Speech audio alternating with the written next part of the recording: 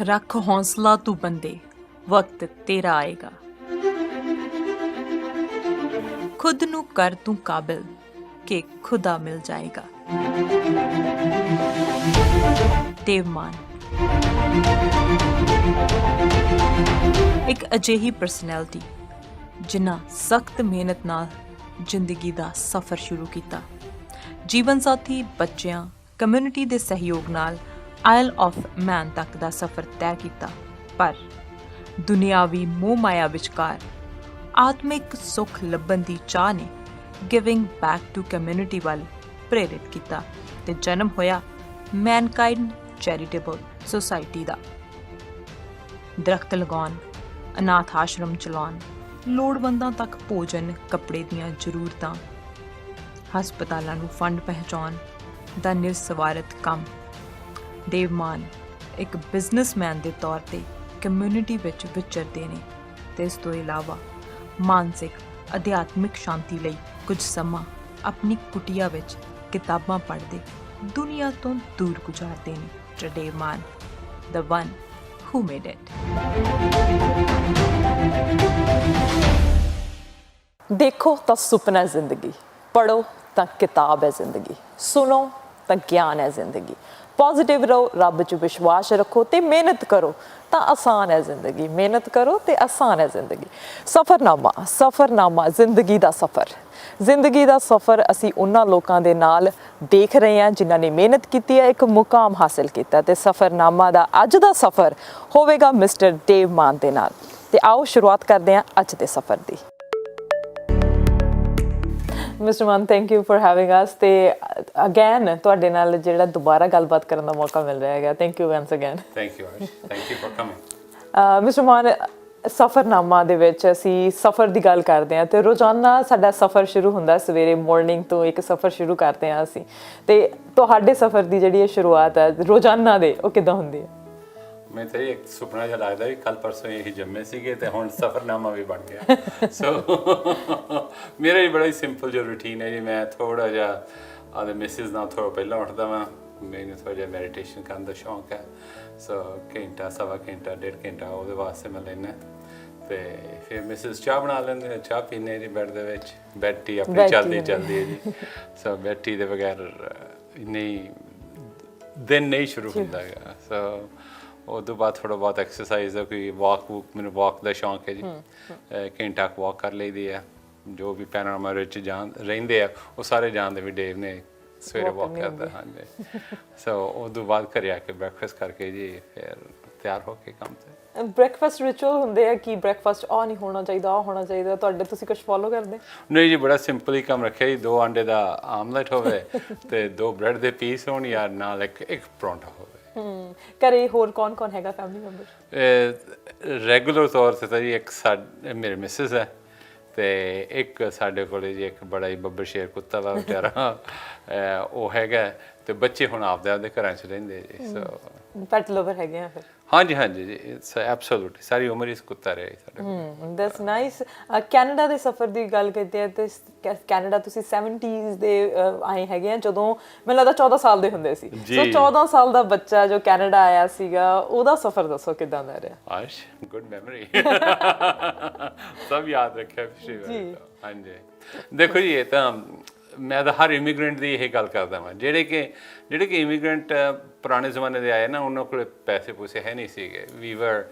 ਅਸੀਂ middle class ਦੇ ਜ਼ਿਆਦਾ ਬੰਦੇ ਸੀਗੇ, looking for a better way of life.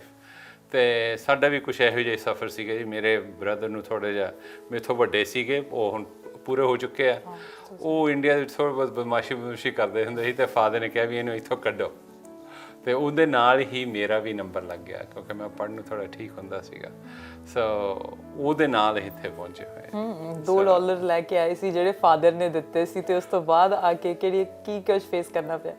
ਦੇਖੋ ਜੀ, ਇੰਡੀਆ ਦਾ ਚਲੋ ਆਪਾਂ ਇੰਗਲਿਸ਼ ਮਾਡਲ ਸਕੂਲ 'ਚ ਬੜੀ ਕੋਸ਼ਿਸ਼ ਕਰਦੇ ਵੀ ਪੇਰੈਂਟਸ ਇੰਗਲਿਸ਼ ਮਾਡਲ ਸਕੂਲ ਜਾਂਦੇ ਸੀ, ਉੱਥੇ ਟਾਈ ਵੀ ਲਵਾਉਂਦੇ ਸੀ, ਸਵੈਟਰ ਵੀ ਪਾਉਣਾ ਪੈਂਦਾ ਸੀ, ਕਿਤੇ ਬਲੇਜ਼ਰ ਵੀ ਪਾਉਂਦੇ ਸੀਗੇ। ਪਰ ਇੱਥੇ ਆ ਕੇ ਜੀ 2-3 ਮਹੀਨਿਆਂ 'ਚ ਪਤਾ ਚੱਲ ਜਾਂਦਾ ਵੀ ਇਹਦਾ ਰਿਐਲਿਟੀ ਕੁਛ ਹੋਰ ਹੈ। ਦੂਜੇ ਤੀਜੇ ਮਹੀਨੇ ਹੀ ਮੈਂ ਐਜ਼ ਅ ਜੈਨੇਟਰ ਕੰਮ ਕਰ ਰਿਹਾ ਸੀਗਾ ਜੀ। ਸੋ ਉਹ ਬੜੀ ਰਿਐਲਿਟੀ ਤੁਹਾਨੂੰ ਹਿੱਟ ਕਰਦੀ ਹੈ ਵੀ ਦੇਖੋ ਕਿੱਥੋਂ ਆਏ ਸੀਗੇ ਤੇ ਹੁਣ ਟਾਇਲਟ ਸਾਫ਼ ਕਰ ਰਹੇ ਆ। ਸੋ ਯਾ ਮਹਿਸੂਸ ਹੁੰਦਾ ਜੀ। ਸੋ ਬਟ ਤੁਹਾਨੂੰ ਆਪਦਾ ਸਿਰ ਨੀਵਾਂ ਕਰਕੇ ਕੰਮ ਕਰਨਾ ਹੀ ਪੈਂਦਾ ਵਾ। ਐਂਡ ਕਈ ਵਾਰੀ ਲੋਕ ਅੱਜ ਕੱਲ੍ਹ ਦੇਖਦੇ ਵੀ ਉਹਨਾਂ ਨੂੰ ਆਹ ਚੀਜ਼ ਦਿਖਾਈ ਦਿੰਦੀ ਹੈ ਵੀ ਹੁਣ ਜੋ ਮਿਲ ਚੁੱਕਾ ਵਾ, ਪਰ ਉਹ ਚੀਜ਼ਾਂ ਨਹੀਂ ਦਿਖਾਈ ਦਿੰਦੀਆਂ ਜਿੱਥੋਂ ਅਸੀਂ ਆਏ ਹਾਂ। ਆਈ ਮੀਨ ਰੈਸਟੋਰੈਂਟ ਦੇ ਵਿੱਚ dishwasher, busboy, farm worker, gas station 'ਤੇ ਜੀ ਬੈਰੀ ਪਿਕ ਕੀਤੀ ਹੈ, ਬਲੂਬੈਰੀ ਪਿਕ ਕੀਤੀ ਹੈ ਜੀ, ਰਾਸਬੈਰੀ ਪਿਕ ਕੀਤੀ ਹੈ, ਸਾਰਾ ਕੁਛ ਪਿਕ ਕੀਤਾ ਹੋਇਆ ਵਾ। ਅਤੇ ਫਾਰਮਾਂ 'ਚ ਵੀ ਕੰਮ ਕੀਤਾ ਹੈ। 12 ਘੰਟੇ ਦੀ ਸ਼ਿਫਟ ਵਾਸਤੇ $20 ਮਿਲਦੇ। ਸੋ ਉਹ ਸਾਰਾ ਕੰਮ ਕੀਤਾ ਹੋਇਆ ਜੀ। ਸੋ ਰੱਬ ਦੀ ਬੜੀ ਕਿਰਪਾ ਰਹੀ ਹੈ ਜੀ। ਉਹ ਹੁਣ ਉਹ ਕੱਲ ਛੱਡ ਦਿੱਤੀ ਕਿ $1500 ਜਦੋਂ ਹੋ ਗਿਆ ਨਾ, ਮੈਂ ਭੱਜ ਜਾਣਾ ਕੈਨੇਡਾ। ਹਾਂਜੀ, ਜਦੋਂ ਤੁਸੀਂ ਪਹਿਲਾਂ ਆਉਣੇ ਤੁਸੀਂ ਬੜੇ ਹੀ ਡਿਸਅਪੁਆਇੰਟਡ ਹੁੰਦੇ ਕੈਨੇਡਾ ਦੇ ਨਾਲ। ਯਾਰ ਕੀ ਸੋਚਿਆ ਸੀ, ਕੀ ਨਿਕਲਿਆ। ਮੈਂ ਤਾਂ ਹੀ ਜਹਾਜ਼ ਦੇ ਉੱਤੇ ਚੜ੍ਹਨ ਵਾਸਤੇ ਕੈਨੇਡਾ ਆ ਗਿਆ ਸੀਗਾ ਵੀ ਜਹਾਜ਼ 'ਤੇ ਜਾਵਾਂਗੇ, ਜਹਾਜ਼ 'ਤੇ ਜਾਵਾਂਗੇ। ਉਹਨਾਂ 70s ਦੇ ਵਿੱਚ ਜਹਾਜ਼ 'ਤੇ ਚੜ੍ਹਨਾ ਬੜੀ ਵੱਡੀ ਗੱਲ ਹੁੰਦੀ ਸੀਗੀ ਅਤੇ ਟਿਕਟ ਵੀ ਕੋਈ ਹੀ ਲੈ ਪਾਉਂਦਾ ਸੀਗਾ। ਸੋ ਇਸੇ ਚੱਕਰ ਦੇ ਵਿੱਚ ਅਸੀਂ ਕੈਨੇਡਾ ਆ ਗਏ ਅਤੇ ਇੱਥੇ ਆ ਕੇ ਜਦੋਂ ਅੱਖਾਂ ਖੁੱਲ੍ਹੀਆਂ ਤਾਂ ਲੱਗਿਆ ਯਾਰ ਜਿੱਦਣ ਮੇਰੇ ਕੋਲ $1500 ਇਕੱਠਾ ਹੋ ਗਿਆ ਮੈਂ ਉਦੋਂ ਵਾਪਸ ਚਲੇ ਜਾਣਾ ਵਾ। 700-800 ਦੀ ਉਦੋਂ ਜੋ 1 ਵੇ ਟਿਕਟ ਆਉਂਦੀ ਸੀਗੀ ਅਤੇ 500-600-700 ਦਾ ਜੀ ਮੈਂ ਇੰਡੀਆ ਜਾ ਕੇ ਬਸ ਮੋਟਰਸਾਈਕਲ ਲੈਣਾ ਸੀਗਾ। ਸੋ ਮੈਂ ਕਿਹਾ ਵੀ ਉਹ ਲੈ ਕੇ ਆਰਾਮ ਨਾਲ ਰਵਾਂਗੇ ਇੰਡੀਆ। ਉਹ $1500 ਹੀ ਹਲੇ ਤਾਂ ਇਕੱਠੇ ਨਹੀਂ ਹੋਏ ਜੀ। ਸਹੀ ਗੱਲ ਹੈ, ਕਿਉਂਕਿ ਤੁਸੀਂ ਹੋਰ ਰਿਸਪੌਂਸਿਬਿਲਟੀਆਂ 'ਚ ਫਸ ਜਾਂਦੇ ਹੈਗੇ ਆ। ਹੋਰ ਤੁਸੀਂ ਅੱਗੇ ਦੀ ਅੱਗੇ ਕੁਛ ਕਰਨ ਦੇ ਵਿੱਚ, ਕੁਛ ਅੱਗੇ ਹੋਰ ਹਾਸਿਲ ਕਰਨ ਦੇ ਵਿੱਚ ਦੌੜ 'ਚ ਸ਼ਾਮਿਲ ਹੋ ਜਾਂਦੇ ਆ ਅਤੇ ਫਿਰ ਤੇਰੇ ਸੁਪਨੇ ਹੈਗੇ ਆ ਜਿਹੜੇ ਉਹ ਵਿੱਚ ਹੀ ਰਹਿ ਜਾਂਦੇ ਆ। ਇਹਨੂੰ ਤੁਸੀਂ ਮਿੱਠੀ ਜੇਲ੍ਹ ਕਹਿ ਸਕਦੇ। ਕੈਨੇਡਾ ਇੱਕ ਤਰ੍ਹਾਂ ਦਾ ਨਾ ਮਿੱਠੀ ਜੇਲ੍ਹ ਬਣ ਜਾਂਦੀ ਹੈ। ਸਲਾਖਾਂ ਭਲਾਂ ਦੀਆਂ ਚਾਂਦੀ ਦੀਆਂ ਹੋ ਜਾਣ, ਸ਼ਾਇਦ ਸੋਨੇ ਦੀ ਵੀ ਹੋ ਜਾਣ, ਪਰ ਸਲਾਖਾਂ ਸਲਾਖੀ ਹੈ। ਪਰ ਇੱਥੇ ਤੁਸੀਂ ਪੇਮੈਂਟਾਂ 'ਚ ਬੰਨੇ ਜਾਂਦੇ ਆ ਅਤੇ ਕਾਰ ਲੈ ਲੈਂਦੇ ਆ, ਪੇਮੈਂਟ ਬਣ ਗਈ, ਪੇਮੈਂਟ ਬਣ ਗਈ ਤਾਂ ਕੰਮ ਵੀ ਕਰਨਾ ਪੈਣਾ ਵਾ। ਤੁਸੀਂ ਕਹਿੰਦੇ ਹੁਣ ਕੋਈ ਵਧੀਆ ਚੀਜ਼ ਕਿਰਾਏ 'ਤੇ ਵੀ ਲੈ ਲਈਏ, ਘਰ ਵੀ, ਬੇਸਮੈਂਟ, ਅਪਾਰਟਮੈਂਟ, ਉਹ ਫਿਰ ਪੇਮੈਂਟਾਂ ਉੱਤੇ ਚੜ੍ਹ ਜਾਂਦੀ ਹੈ ਜੀ। ਫਿਰ ਤੁਸੀਂ ਆਪਦੀ ਗਾਂ ਜਿਹੜੀ ਫੈਮਿਲੀ ਨੇ ਪਤਾ ਨਹੀਂ ਕਿੰਨਾ ਕੁਛ ਕਰਕੇ ਤੁਹਾਡੀ ਟਿਕਟ ਰੱਖੀ ਹੁੰਦੀ ਹੈ ਵੀ ਤੂੰ ਜਾ ਕੈਨੇਡਾ, ਤੁਸੀਂ ਉਹਨਾਂ ਬਾਰੇ ਸੋਚਣ ਲੱਗ ਜਾਂਦੇ ਆ। ਫਿਰ ਇਵੇਂ ਸੋਚਦੇ ਇਹਦੀ ਪਤਾ ਹੀ ਨਹੀਂ ਲੱਗਦਾ ਕਿ ਕਿੱਦਣ ਕੈਨੇਡਾ ਤੁਹਾਡੇ ਉੱਤੇ ਛਾ ਜਾਂਦਾ ਅਤੇ ਤੁਸੀਂ ਇੱਥੇ ਜੋਗੇ ਰਹਿ ਜਾਂਦੇ। ਪੜ੍ਹਾਈ ਵੀ ਕੀਤੀ ਤੁਸੀਂ ਇੱਥੇ ਆ ਕੇ, ਕਿਉਂਕਿ ਤੁਸੀਂ ਕਿਹਾ ਕਿ ਪੜ੍ਹਾਈ 'ਚ ਬਹੁਤ ਚੰਗੇ ਸੀਗੇ, ਪਰ ਇੱਕ ਅਜਿਹਾ ਟਾਈਮ ਆਇਆ, ਇੱਕ ਅਜਿਹਾ ਤੁਹਾਨੂੰ ਦੌਰ ਵਿੱਚ ਜ਼ਿੰਦਗੀ ਲੈ ਗਈ ਕਿ ਤੁਹਾਨੂੰ ਪੜ੍ਹਾਈ ਫਿਰ ਛੱਡਣੀ ਪਈ ਵਿੱਚ। ਫਿਰ ਪੜ੍ਹਾਈ ਛੱਡ ਕੇ ਫਿਰ ਕੰਮ ਦੇ ਵਿੱਚ ਬਿਜ਼ੀ ਹੋਏ। ਹਾਂਜੀ ਜੀ, ਉਹਨਾਂ ਦਿਨਾਂ ਦੇ ਵਿੱਚ ਮੈਂ ਇਕੱਲਾ ਰਹਿੰਦਾ ਹੁੰਦਾ ਸੀਗਾ। ਸੋ ਮੈਂ ਇੱਥੇ 9ਵੀਂ 10ਵੀਂ 11ਵੀਂ ਇੱਥੇ ਹੀ ਕੀਤੀ ਅਤੇ 12ਵੀਂ ਦੇ ਵਿੱਚ ਜੀ ਮੈਂ ਈਸਟ ਵੈਨਕੂਵਰ 'ਚ ਰਹਿੰਦੇ ਸੀਗੇ ਅਤੇ ਨਾ ਬੱਸਾਂ ਸਟ੍ਰਾਈਕ 'ਤੇ ਚਲੇ ਗਈਆਂ ਅਤੇ ਮੈਂ ਕੰਮ ਵੀ ਬੱਸ 'ਤੇ ਜਾਂਦਾ ਸੀ ਅਤੇ ਸਕੂਲ ਵੀ ਮੈਂ ਬੱਸ 'ਤੇ ਹੀ ਜਾਂਦਾ ਸੀਗਾ। ਸੋ ਬੱਸਾਂ ਦੇ ਸਟ੍ਰਾਈਕ ਹੋਣ ਦੇ ਨਾਲ ਜੀ ਮੈਂ 2-3 ਦਿਨ ਤਾਂ ਬੜੀ ਕੋਸ਼ਿਸ਼ ਕੀਤੀ, ਟੈਕਸੀ ਲੈ ਕੇ ਵੀ ਮੈਂ ਗਿਆ। ਜੇ ਮੈਂ ਟੈਕਸੀ ਲੈ ਕੇ ਸਕੂਲ ਚੱਲ ਜਾਂਦਾ ਸੀ, ਉੱਥੋਂ ਟੈਕਸੀ ਲੈ ਕੇ ਕੰਮ 'ਤੇ ਜਾਣਾ, ਜਿੰਨੇ ਬਣਦੇ ਸੀ ਜੀ ਉਦੋਂ ਤਿੱਗਣੇ ਪੈਸੇ ਖਰਚ ਹੋ ਜਾਂਦੇ ਸੀਗੇ। ਸੋ ਇੱਕ ਦਿਨ ਕੀ ਹੋਇਆ ਕਿ ਵੀ ਮੈਂ ਕਿਹਾ ਚਲੋ ਹਫ਼ਤਾ ਐਬਸੈਂਟ ਲੈ ਲੈਂਦੇ ਹਾਂ। ਉਹ ਜੀ ਉਹਨਾਂ ਦਿਨਾਂ 'ਚ ਉਹ ਸਟ੍ਰਾਈਕ ਆਈ ਥਿੰਕ 27 ਦਿਨ ਰਹੀ ਸੀ। ਸੋ ਉਹਦੇ ਨਾਲ ਜੀ ਮੇਰੇ 17-18 ਐਬਸੈਂਸ ਲੱਗ ਗਏ। ਮੇਰੇ ਕੋਲ ਹਾਲੇ ਵੀ ਆਪਦੇ ਰਿਪੋਰਟ ਕਾਰਡਸ ਪਏ ਆ ਜੀ। ਬੰਦਾ ਹਰ ਇਨਸਾਨ ਦੀ ਜ਼ਿੰਦਗੀ ਦੇ ਵਿੱਚ ਨਾ ਕਈ ਇਹੋ ਜਿਹੇ ਮੌਕੇ ਆਉਂਦੇ ਆ, ਤੁਸੀਂ ਦੇਖਦੇ ਵੀ ਇੱਥੇ ਮੇਰੀ ਜ਼ਿੰਦਗੀ ਕਿਵੇਂ ਬਦਲੀ। ਮੈਨੂੰ ਪਤਾ ਮੇਰੇ ਰਿਪੋਰਟ ਕਾਰਡ 'ਚ ਮੇਰੇ ਟੀਚਰ ਮੈਨੂੰ ਲਿਖਦੇ ਪਏ ਵੀ ਆ ਕੇ ਸਾਨੂੰ ਮਿਲ ਦੱਸ ਵੀ ਤੇ ਤੇਰੀ ਇਹ ਹੈਲਪ ਕਰ ਸਕਦੇ ਆ ਦੱਸਣ ਦਾ। ਪਰ ਉਹਨਾਂ ਦੇ 'ਚ ਇਹ ਵੀ ਹੁੰਦਾ ਸੀਗਾ ਵੀ ਜੇ ਮੈਂ ਕਿਸੇ ਤੋਂ ਹੈਲਪ ਲੈ ਲਈ ਵੈਲਫੇਅਰ ਵਗੈਰਾ ਤੋਂ, ਉਹ ਇਹ ਨਾ ਹੋਵੇ ਕਿ ਉਹ ਜਿਹੜੀ ਮੇਰੀ ਸਿਸਟਰ ਜਿਨ੍ਹਾਂ ਨੇ ਸਪੋਂਸਰ ਕੀਤਾ ਸੀ ਉਹ ਉਹਨਾਂ ਨੂੰ ਜਾ ਕੇ ਕਹਿਣ ਵੀ ਤੁਹਾਡਾ ਮੁੰਡਾ ਹੁਣ ਵੈਲਫੇਅਰ 'ਤੇ, ਤੁਸੀਂ ਪੈਸੇ ਵਾਪਸ ਕਰੋ। ਇਹੋ ਜਿਹੀਆਂ ਪਤਾ ਨਹੀਂ ਕਿੰਨੀਆਂ ਗੱਲਾਂ ਤੁਹਾਡੇ ਦਿਮਾਗ 'ਚ ਚੱਲਦੀਆਂ ਜੀ। ਸੋ ਮੈਂ ਜੀ ਹਾਈ ਸਕੂਲ ਦੇ ਵਿੱਚੋਂ ਉਹ ਸਾਲ ਨਾ ਫਿਨਿਸ਼ ਕਰਦੇ ਹੋਏ ਕਿ ਵੀ ਮੇਰੇ ਗ੍ਰੇਡਸ ਹੁਣ ਚੰਗੇ ਨਹੀਂ ਰਹੇ, ਮੈਂ ਆਪਦੇ ਆਪ ਨੂੰ ਡਰੋਪ ਆਊਟ ਕਰ ਲਿਆ। ਫਿਰ ਸੋ ਕਈ ਸਾਲ ਬਾਅਦ ਫਿਰ ਮੈਂ ਨਾਈਟ ਸਕੂਲ ਲਾ ਕੇ ਜੀ ਸਕੂਲ ਗ੍ਰੇਡ 12 ਪੂਰੀ ਕੀਤੀ। ਕਿਉਂਕਿ ਪੜ੍ਹਾਈ ਤਾਂ ਫਿਰ ਕਰਨੀ ਸੀ ਨਾ, ਬਿਕਾਜ਼ ਵਧੀਆ ਪੜ੍ਹਾਈ ਦੇ ਵਿੱਚ ਗ੍ਰੇਡ ਲੈ ਕੇ ਆਉਂਦੇ ਸੀ। ਮਮ ਡੈਡ ਕੀ ਕਹਿੰਦੇ ਸੀ ਉਸ ਟਾਈਮ ਦੇ ਉੱਤੇ? ਮਦਰ ਫਾਦਰ ਜੀ ਇੱਥੇ ਹੈ ਨਹੀਂ ਸੀਗੇ ਉਦੋਂ, ਉਹ ਇੰਡੀਆ ਸੀਗੇ। ਸੋ ਜੇ ਉਹ ਸ਼ਾਇਦ ਇੱਥੇ ਹੁੰਦੇ ਤਾਂ ਸ਼ਾਇਦ ਆਈ ਵੁੱਡ ਹੈਵ ਬੀਨ ਓਕੇ, ਪਰ ਉਹ ਇੱਥੇ ਹੈ ਨਹੀਂ ਸੀਗੇ। ਸੋ ਮੈਂ ਜਿਵੇਂ ਕਿ ਮੈਂ ਤੁਹਾਨੂੰ ਕਿਹਾ ਕਿ ਮੈਂ ਇਕੱਲਾ ਰਹਿੰਦਾ ਹੁੰਦਾ ਸੀਗਾ। ਸੋ ਉਹਦੇ ਨਾਲ ਜੋ ਵੀ ਡਿਫਿਕਲਟੀ ਹੈ ਜੀ ਉਦੋਂ ਲੱਗਦਾ ਵੀ ਔਖੇ ਹੋ ਰਹੇ ਆ, ਪਰ ਹੁਣ ਬੈਕ ਦੇਖੀਏ ਤਾਂ ਸ਼ਾਇਦ ਉਹਨਾਂ ਚੀਜ਼ਾਂ ਨੇ ਹੀ ਸਟਰੈਂਥ ਦਿੱਤੀ ਕਿ ਤੁਸੀਂ ਥੋੜ੍ਹੇ ਬਹੁਤ ਤਰੱਕੀ ਕਰ ਸਕੋ ਜ਼ਿੰਦਗੀ ਦੇ ਵਿੱਚ। ਤੇ ਫਿਰ ਬਾਅਦ ਵਿੱਚ ਪਾਰਟਨਰ ਦੀ ਕਦੋਂ ਐਂਟਰੀ ਹੋਈ ਲਾਈਫ ਦੇ ਵਿੱਚ? ਘਰ ਵਾਲਿਆਂ ਨੂੰ ਫਿਕਰ ਪੈ ਗਿਆ ਕਿ ਮੁੰਡਾ ਕੈਨੇਡਾ ਦੇ ਵਿੱਚ ਹੁਣ ਬੜੀ ਦੇਰ ਦਾ ਗਿਆ ਹੋਇਆ, 14 ਸਾਲ ਦਾ ਗਿਆ ਹੋਇਆ, ਇਹ ਇੱਥੇ ਕਿਤੇ ਫਸ ਨਾ ਜਾਵੇ ਜੀ। ਸੋ ਉਹਨਾਂ ਨੇ ਜੀ ਮੈਨੂੰ ਇੰਡੀਆ ਇੱਕ ਬਹਾਨੇ ਨਾਲ ਸੱਦਿਆ ਤੇ ਉੱਥੇ ਕਹਿੰਦੇ ਕੁੜੀ ਤੇਰੇ ਵਾਸਤੇ ਦੇਖੀ ਹੋਈ ਆ ਵਿਆਹ ਕਰੋ। ਹਾਂਜੀ, ਜਿੱਦਣ ਮੈਂ ਲੈਂਡ ਕੀਤਾ ਜੀ ਉਸੇ ਦਿਨ ਹੀ ਮੈਂ 3:30 ਘਰੇ ਪਹੁੰਚਿਆ ਸ਼ਾਮ ਨੂੰ, ਤੇ 5:30 ਵਜੇ ਕੁੜੀ ਵਾਲੇ ਘਰੇ ਆ ਗਏ ਸੀਗੇ ਜੀ ਮਿਲਣ ਵਾਸਤੇ। ਸੋ 10 ਦਿਨਾਂ 'ਚ ਵਿਆਹ ਹੋ ਗਿਆ ਸੀਗਾ। ਸੋ ਮੇਰੇ ਮਿਸਿਸ ਨੂੰ ਮੇਰੇ ਸਿਸਟਰ ਨੇ ਪਿਕ ਕੀਤਾ ਸੀਗਾ। ਉਹ ਕਾਲਜ ਦੇ ਪ੍ਰਿੰਸੀਪਲ ਹੁੰਦੇ ਸੀ ਉਹਨਾਂ ਦਿਨਾਂ ਦੇ ਵਿੱਚ, ਪ੍ਰੋਫੈਸਰ ਸੀਗੇ, ਫਿਰ ਉਸੇ ਕਾਲਜ ਪ੍ਰਿੰਸੀਪਲ ਬਣ ਗਏ। ਉਹਨਾਂ ਨੇ ਉਹਨਾਂ ਨੂੰ ਪਹਿਲਾਂ ਹੀ ਦੇਖਿਆ ਹੋਇਆ ਸੀਗਾ ਵੀ ਇਹ ਕੁੜੀ ਮੇਰੇ ਭਰਾ ਵਾਸਤੇ ਹੈ। ਸੋ ਠੀਕ ਹੈ ਜੀ, ਮੈਂ ਕਿਹਾ ਹੁਣ ਜੀ ਪੜ੍ਹਾਈ ਵੀ ਕੀਤੀ ਕੈਨੇਡਾ ਤੇ ਆ ਕੇ ਵਿਆਹ ਹੋ ਗਿਆ, ਪਰ ਫਿਰ ਬਾਅਦ ਵਿੱਚ ਬਿਜ਼ਨਸ ਜਿਹੜਾ ਹੈਗਾ ਆ ਉਹ ਬਾਅਦ ਵਿੱਚ ਸਟਾਰਟ ਹੋਇਆ ਮੈਰਿਜ ਤੋਂ ਬਾਅਦ ਕਿ ਪਹਿਲਾਂ ਸਟਾਰਟ ਕਰ ਲਿਆ ਸੀ? ਨਹੀਂ ਜੀ, ਬਾਅਦ 'ਚ ਸ਼ੁਰੂ ਹੋਇਆ ਵਾ। ਰੈਸਟੋਰੈਂਟਸ ਦੇ ਵਿੱਚ ਜੀ ਮੈਂ ਮੈਨੇਜਰ ਤਾਈਂ ਵੀ ਪਹੁੰਚ ਗਿਆ ਸੀਗਾ, ਪਰ ਲੱਗਦਾ ਸੀਗਾ ਕਿ ਵੀ ਇਹ ਇੱਥੋਂ ਗਾਂਹ ਨਹੀਂ ਜਾਇਆ ਜਾਣਾਗਾ। ਹੁਣ ਸੋ ਵੈਡਿੰਗ ਹੋ ਚੁੱਕੀ ਸੀਗੀ, ਹੁਣ ਇਹ ਨਾ ਦਿਖਾਈ ਦੇਵੇ ਵੀ ਕਿੱਧਰਲੇ ਪਾਸੇ ਜਾਈਏ, ਕਿਉਂਕਿ ਉਹਨਾਂ ਦਿਨਾਂ ਦੇ ਵਿੱਚ ਜੌਬਸ ਦਾ ਸਕੋਪ ਨਹੀਂ ਹੁੰਦਾ ਸੀਗਾ। ਨਾਲੇ ਆਪਣੀ ਕੰਸਟਰਕਸ਼ਨ ਇੰਡਸਟਰੀ ਵਗੈਰਾ ਕੋਈ ਵੀ ਆਪਣੀ ਇੰਡਸਟਰੀ ਦੇ ਵਿੱਚ ਜਿਵੇਂ ਹੁਣ ਅੱਜ ਕੱਲ੍ਹ ਡੋਮੀਨੇਸ਼ਨ ਹੈਗੀ ਆ, ਉਹਨਾਂ ਦਿਨਾਂ 'ਚ ਹੈ ਨਹੀਂ ਸੀਗੀ ਜੀ। ਸੋ ਉਹ ਤੋਂ ਵੱਡੀ ਜੌਬਸ ਨੂੰ ਯੂਨੀਅਨ ਜੌਬ ਜੇ ਲੱਭ ਗਈ ਆ। ਤੇ ਮੈਨੂੰ ਇੱਕ ਵਾਰੀ ਯਾਦ ਹੈ, ਇਹੀ ਕੱਲ੍ਹ ਅਸੀਂ ਗੱਲਾਂ ਕਰਦੇ ਪਏ ਸੀਗੇ, ਮੈਂ ਇੱਕ ਵਾਰੀ ਵਾਈਟ ਸਪਾਟ ਵਾਲਿਆਂ ਦੇ ਵੀ ਅਪਲਾਈ ਕੀਤਾ ਤੇ ਉਹਨਾਂ ਨੇ ਵੀ ਨਾ ਕਰਤੀ ਸੀਗੀ। ਸੋ ਇਹੋ ਜਿਹੇ ਕੰਮ ਬੜੇ ਹੁੰਦੇ ਜੀ। ਸੋ ਕੀ ਹੁੰਦਾ ਕਿ ਸਫ਼ਰ ਚੱਲਦਾ ਰਿਹਾ, ਪਰ ਮੈਂ ਸੋਚਿਆ ਵੀ ਆ ਤਾਂ ਜੇ ਹੁਣ ਅੱਗੇ ਨਿਕਲਣਾ ਤਾਂ ਕੀ ਕੀਤਾ ਜਾਵੇ।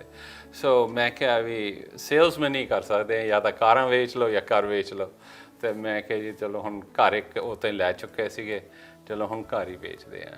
ਸੋ ਮੈਂ ਬੈਕ ਇਨ ਲੇਟ 80s ਜੀ ਮੈਂ ਰੀਅਲ ਸਟੇਟ ਦਾ ਐਗਜ਼ਾਮ ਲਿਖ ਕੇ ਫਿਰ ਮੈਂ ਰੀਅਲ ਸਟੇਟ ਏਜੰਟ ਬਣ ਗਿਆ ਸੀ। ਆਪਣੀਆਂ ਗੱਲਾਂ ਬਾਤਾਂ ਦਾ ਸਫ਼ਰ ਵੀ ਆਪਾਂ ਇੱਦਾਂ ਹੀ ਜਾਰੀ ਰੱਖਾਂਗੇ ਤੇ ਇੱਦਾਂ ਹੀ ਤੁਹਾਡੇ ਨਾਲ ਜਿਹੜੀ ਗੱਲਬਾਤ ਹੁੰਦੀ ਰਹੇਗੀ। Thank you.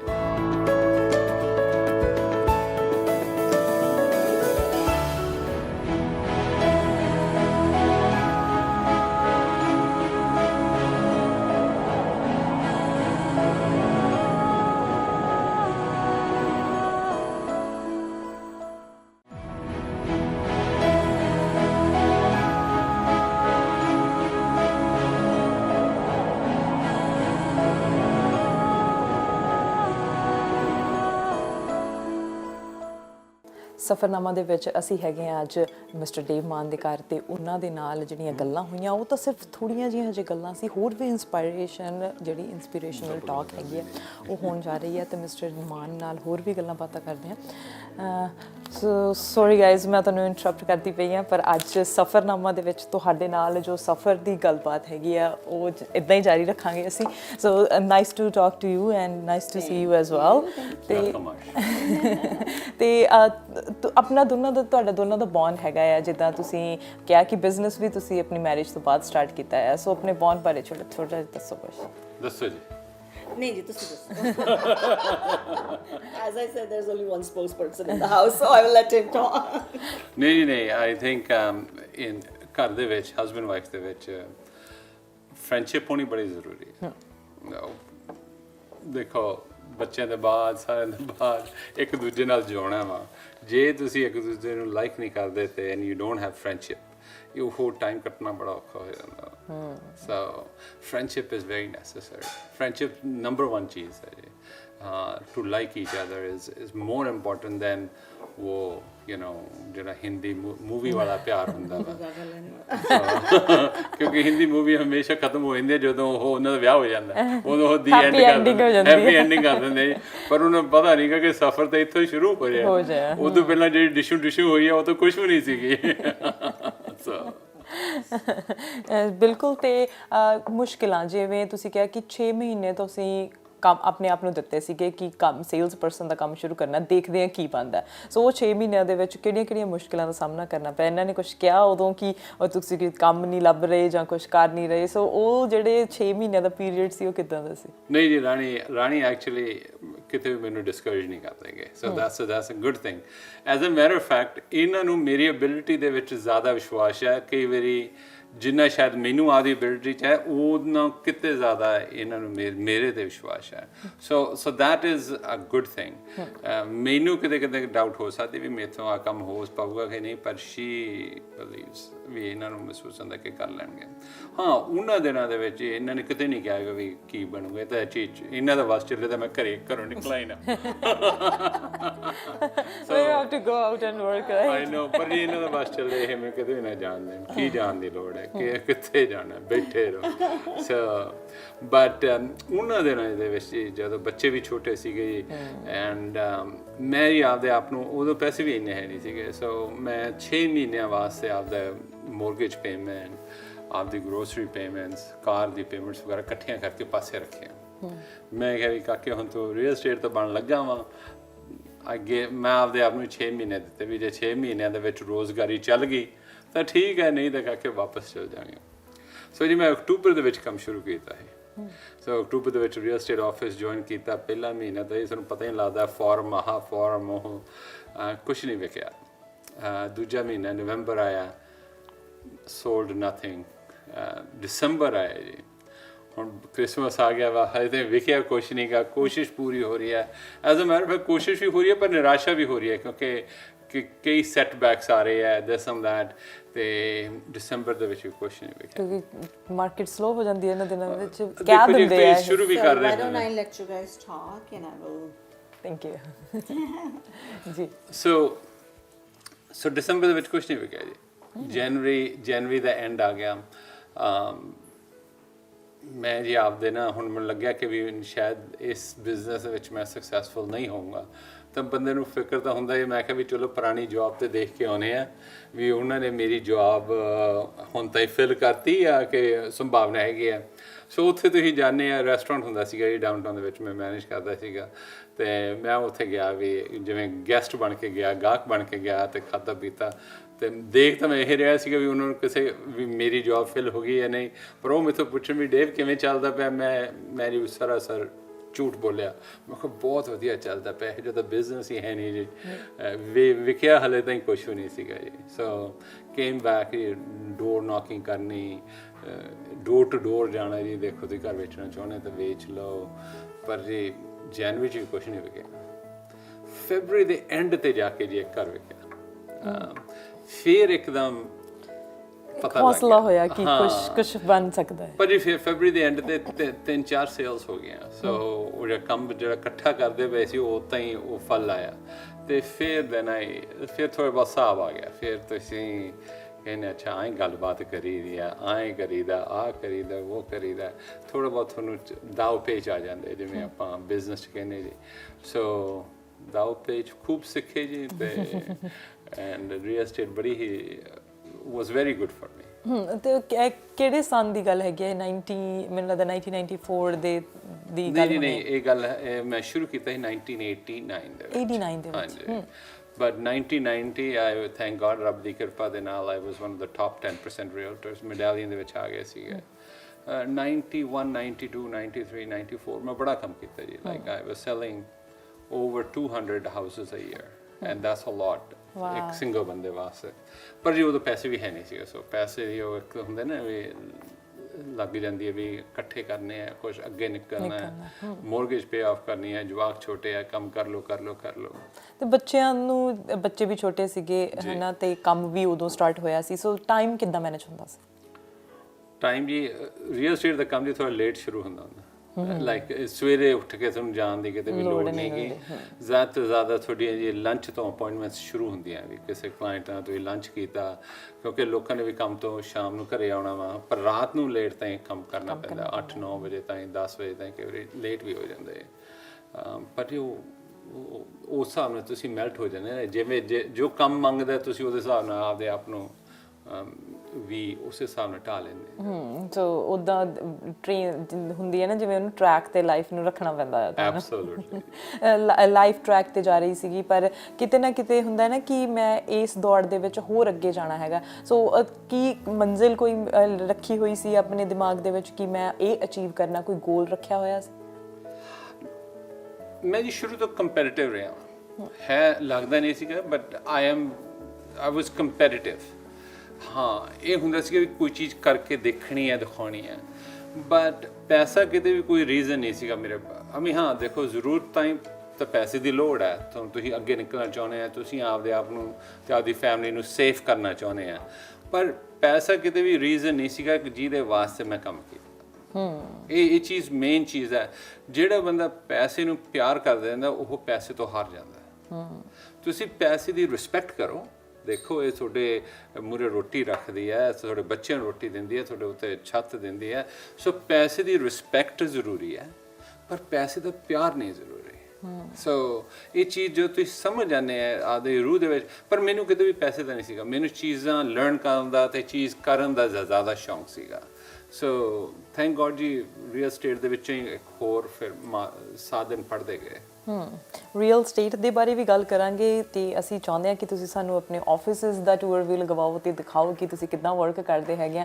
Real estate business 1994 ਤੱਕ ਪਹੁੰਚ ਗਏ ਹਾਂ ਅਸੀਂ 1994 ਤੋਂ ਬਾਅਦ ਦਾ ਸਫ਼ਰ ਹੈ ਜਿਹੜਾ ਉਹ ਸਫ਼ਰਨਾਮਾ ਦੇ ਵਿੱਚ ਇਦਾਂ ਹੀ ਜਾਰੀ ਰੱਖਾਂਗੇ ਥੈਂਕ ਯੂ ਜੀ ਥੈਂਕ ਯੂ ਸਫ਼ਰਨਾਮਾ ਦਾ ਇਹ ਸਫ਼ਰ ਮਿਸਟਰ ਡੇਵ ਮਾਨ ਦੇ ਨਾਲ ਇਸ ਤਰ੍ਹਾਂ ਹੀ ਜਾਰੀ ਰਹੇਗਾ ਤਾਂ ਮਿਸਟਰ ਮਾਨ ਤੁਹਾਡੇ ਮੈਂ ਦੇਖ ਰਹੀ ਹਾਂ ਕਿ ਫੈਮਿਲੀ ਰੂਮ ਦੇ ਵਿੱਚ ਬਹੁਤ ਸੋਹਣੀਆਂ ਪਿਕਚਰਸ ਲੱਗੀਆਂ ਹੋਈਆਂ ਫੈਮਿਲੀ ਦੀਆਂ ਸੋ ਵਾਈ ਨਾਟ ਤੁਸੀਂ ਸਾਨੂੰ ਇੰਟਰੋਡਿਊਸ ਕਰੋ ਕਿ ਕੌਣ ਹੈ ਫੈਮਿਲੀ ਦੇ ਵਿੱਚ ਐਬਸੋਲੂਟਲੀ ਬਿਲਕੁਲ ਟੂਰ ਦਿਓ ਇੱਕ ਛੋਟਾ ਜਿਹਾ ਕਿ ਅਸੀਂ ਦੇਖੀਏ ਕਿ ਕੌਣ ਹੈ ਤੁਹਾਡੀ ਫੈਮਿਲੀ ਦੇ ਵਿੱਚ ਮੈਂ ਜੀ ਬੜਾ ਹੀ ਲੱਕੀ ਫਾਦਰ ਹੈ ਮੇਰੇ 2 ਬੇਟੇ ਆ ਜੀ ਤੇ ਆ ਮੇਰੇ ਵੱਡੇ ਬੇਟੇ ਦੇ 2 ਬੱਚੇ ਆ wow you don't look like grandfather ਪਰ ਜੀ ਮੈਂ ਹੈ ਸੋ ਇਹ ਬਿਟਿਆ ਇਹਦਾ ਨਾਮ ਹੈਗਾ ਹੈਨਾ ਤੇ ਇਹਦਾ ਨਾਮ ਹੈਗਾ ਜ਼ੇਨ Oh, happy birthday, Dadu, from them. Nice.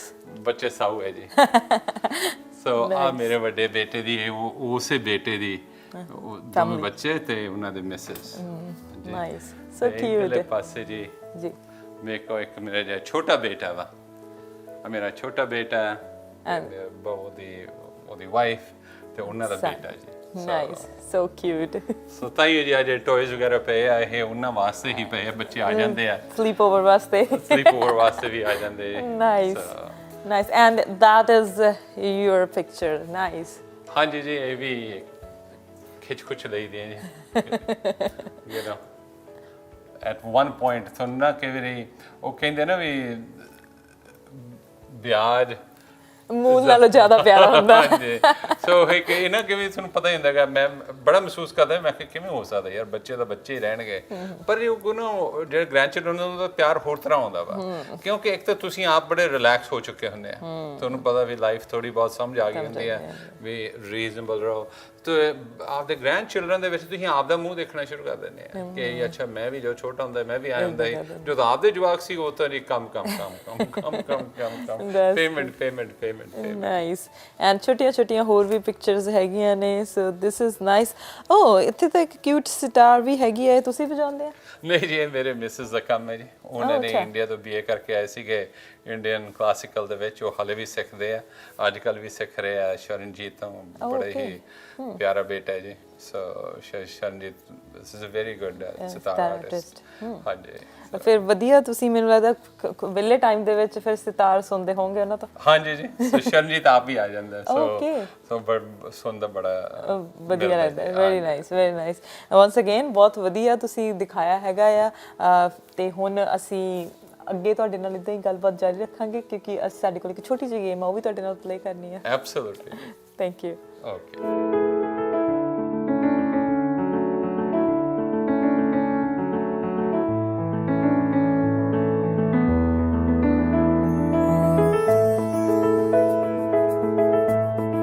It's time to play a small game with Mr. Man. So Mr. Man ਜਿੱਦਾਂ ਤੁਹਾਨੂੰ ਮੈਂ ਪਹਿਲਾਂ ਵੀ ਕਿਹਾ ਸੀ ਕਿ ਛੋਟੀ ਜਿਹੀ ਗੇਮ ਹੈ you're first. So ਉਹਦੇ ਵਿੱਚ ਪਹਿਲਾ question your first job in Canada.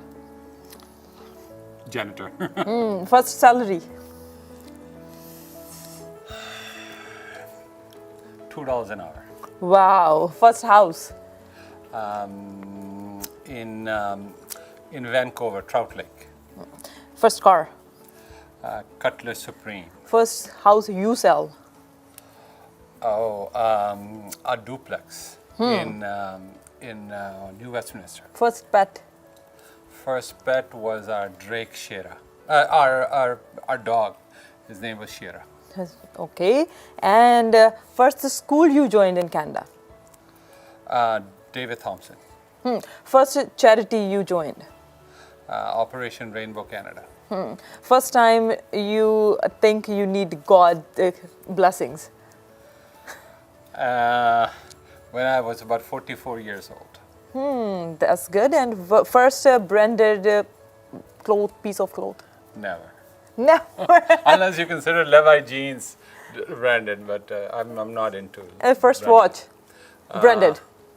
Branded about 20 years ago. Somebody gave me a present. But not you bought. No, Any sunglasses you love? none. None. And not you don't I'm like not brand. into material things at all. Oh, nice. At all. Oh, that was nice. That was it. Thank you so much. Thank you.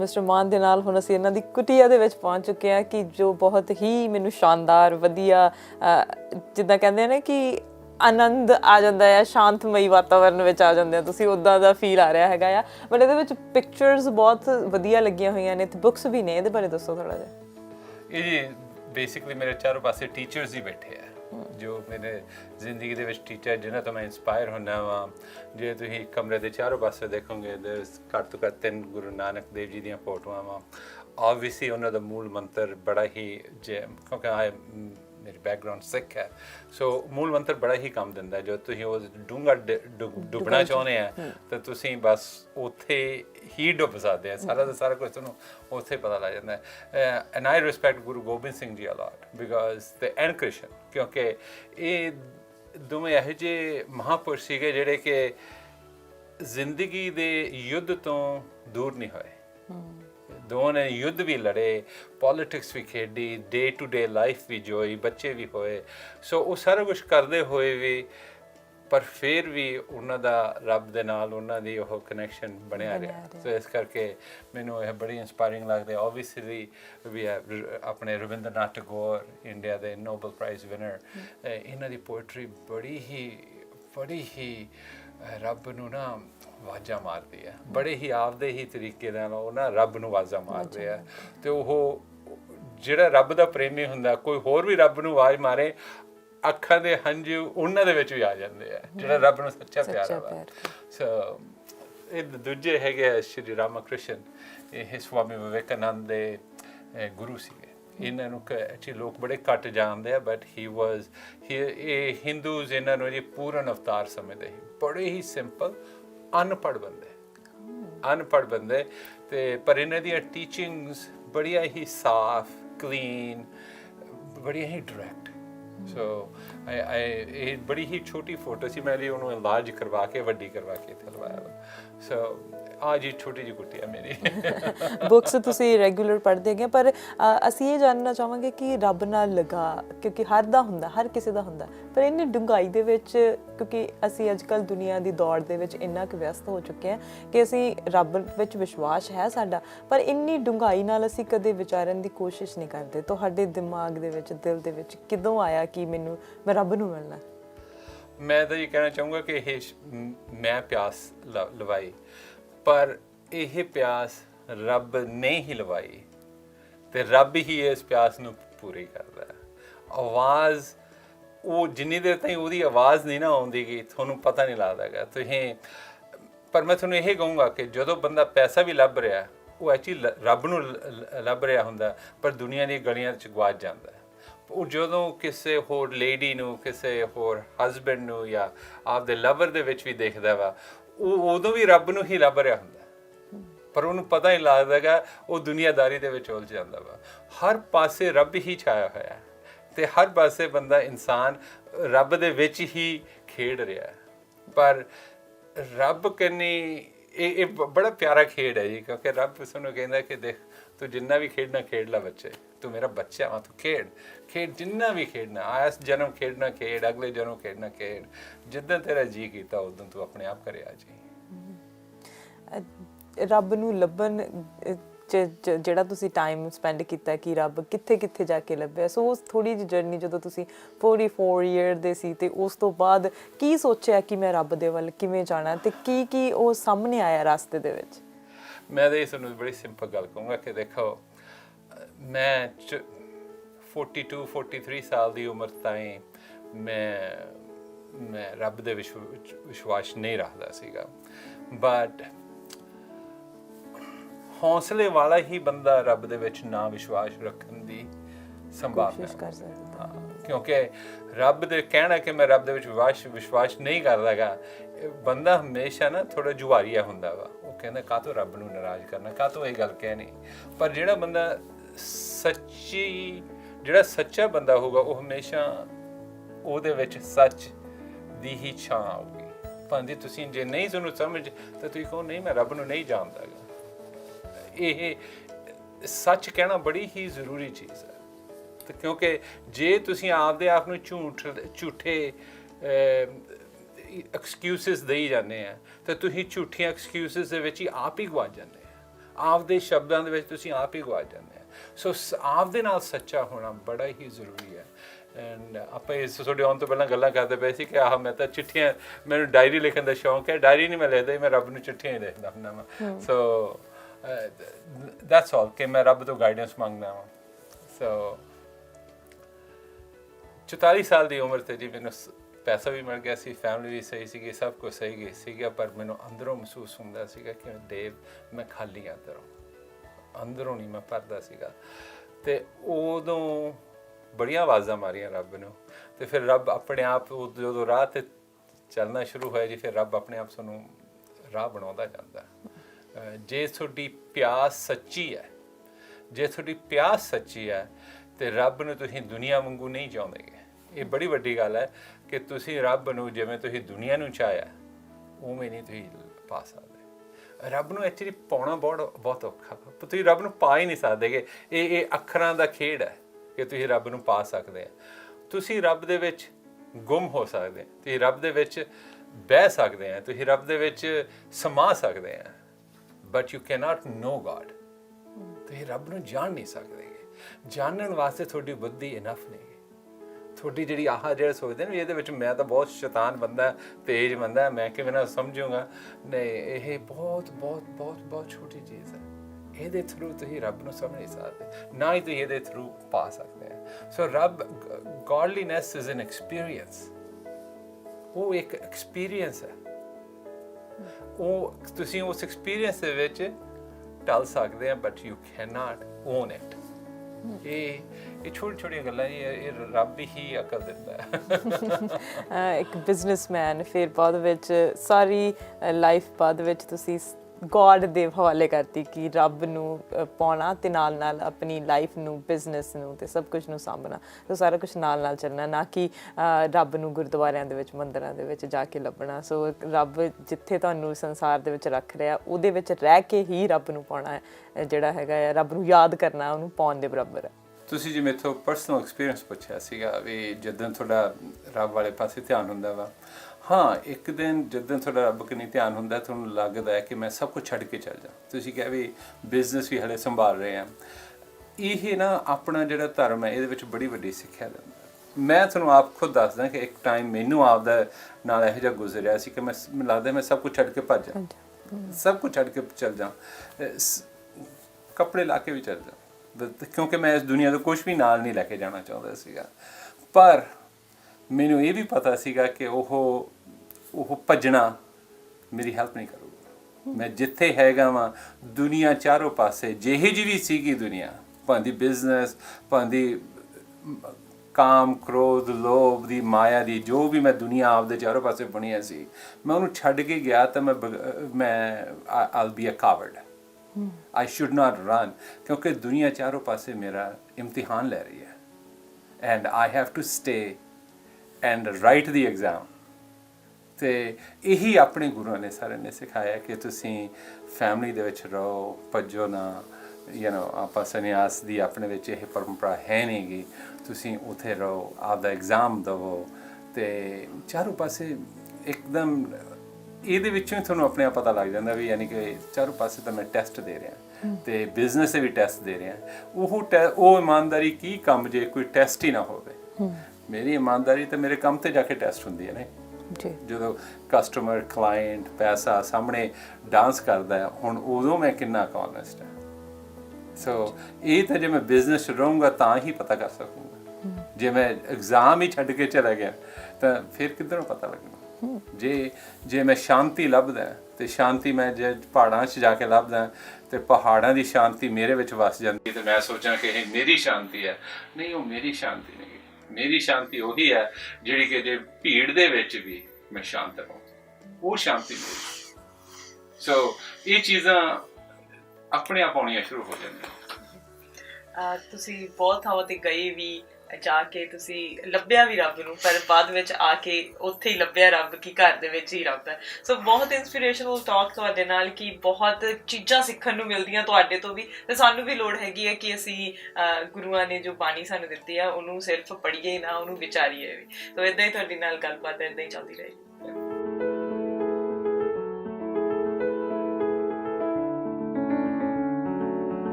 laid back, simple, कोई flashy चीज़ों का शौक नहीं है, but he's very ਕੀ ਕਹਿੰਦੇ ਹੁੰਦੇ kind hearted, and ਮੈਨੂੰ ਲੱਗਦਾ ਮੈਂ ਉਹਨਾਂ ਦੀ ਜਿਵੇਂ ਤਾਰੀਫ ਕਰ ਰਹੀ ਹਾਂ, ਪਰ he is like that। ਕਿਤੇ ਅਸੀਂ ਕਿਤੇ ਜਾਈਏ, ਜਿਵੇਂ ਹੁਣ ਇੰਡੀਆ ਜਾਂਦੇ ਹਾਂ ਜਾਂ ਕੁਛ ਕੋਈ ਰੋਡ ਤੇ ਕੋਈ ਵੀ ਹੈਗਾ, ਕਈ ਵਾਰੀ ਨਿਕਲ ਜਾਏ ਤਾਂ ਫਿਰ ਵਾਪਸ ਆ ਕੇ ਨਾ ਉਹਦੀ ਜਿਵੇਂ ਹੈਲਪ ਕਰਨੀ, ਜਾਂ like he is very open heart.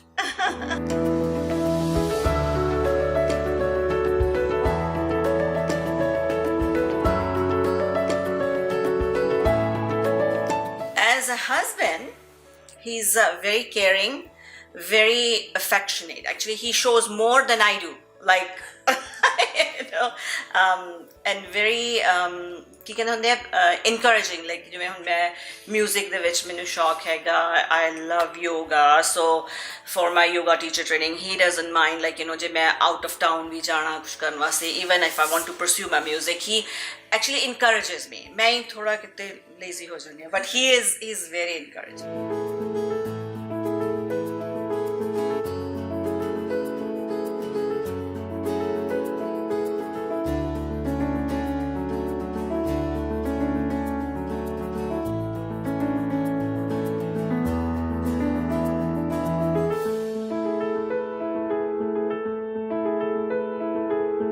Up and down always happens. If je nahi hundi up and down, that means there's something wrong। So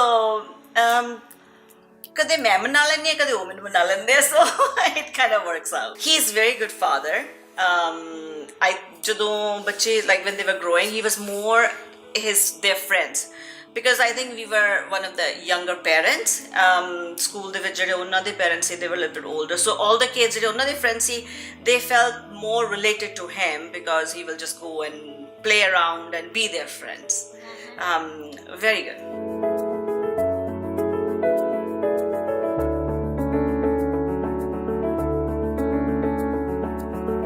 I don't think I have any message for him। मैं तो उन्होंने बोल जानी होनी है message वास्ते। I think he's enough। That's all I want to say। Like I don't think he lacks anything or he needs anything in his personality। He is good as he is, and I'm very blessed to have।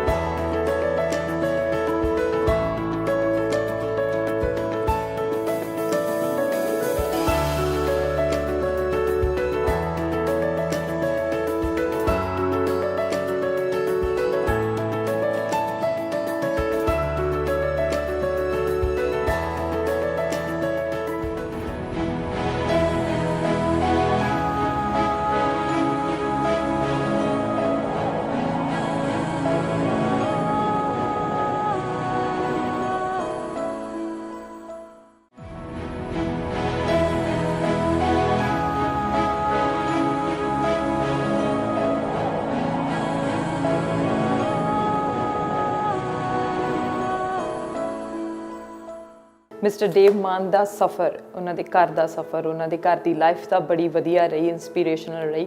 Professional life ਕਿੱਦਾਂ ਰਹਿੰਦੇ ਨੇ, profession ਨੂੰ ਕਿੱਦਾਂ handle ਕਰਦੇ ਨੇ, ਆਓ ਕਰਦੇ ਹਾਂ ਗੱਲਬਾਤ। ਕਿਸੇ ਮੁਕਾਮ ਤੇ ਪਹੁੰਚਣ ਲਈ ਅਸੂਲਾਂ ਨਾਲ ਸਮਝੌਤਾ ਨਹੀਂ ਚਾਹੀਦਾ। ਮੰਜ਼ਿਲ ਤੇ ਪਹੁੰਚ ਕੇ ਦਿਖਾਈ ਦੇਣ ਤਾਂ ਪੈਰਾਂ ਦੇ ਨਿਸ਼ਾਨ। Mister Dev Maan is the true example. Isle of Man, a company where integrity, humanity and respect is the key to success. ਇੱਕ ਰੀਅਲ ਸਟੇਟ ਫਰਮ ਜੋ ਘਰ ਬਣਾਉਣ ਤੋਂ ਲੈ ਕੇ ਕਮਿਊਨਿਟੀ ਦੀਆਂ ਜ਼ਰੂਰਤਾਂ ਪੂਰੀਆਂ ਕਰਨ ਵਿੱਚ ਵਿਸ਼ਵਾਸ ਰੱਖਦੀ ਹੈ। ਪਰਸਨਲ ਪ੍ਰੋਫੈਸ਼ਨਲ ਲਾਈਫ ਨੂੰ ਬੈਲੈਂਸ ਕਰਨ ਦੇ ਨਾਲ ਕਮਿਊਨਿਟੀ ਲਈ ਆਪਣੇ ਫਰਜ਼ ਨੂੰ ਦੇਵ ਮਾਨ ਬਾਖੂਬੀ ਦੇ ਨਾਲ ਨਿਭਾ ਰਹੇ ਨੇ। ਦੇਵ ਮਾਨ ਅਤੇ ਰਾਣੀ ਮਾਨ ਮੈਨਕਾਈਂਡ ਚੈਰੀਟੇਬਲ ਸੁਸਾਇਟੀ ਦੀ ਤਰਫੋਂ ਕੈਨੇਡਾ ਵਿੱਚ ਹੀ ਨਹੀਂ ਬਲਕਿ ਹੋਰ ਦੇਸ਼ਾਂ ਵਿੱਚ ਵੀ ਲੋੜਵੰਦਾਂ ਦੀ ਮਦਦ ਕਰ ਰਹੇ ਨੇ।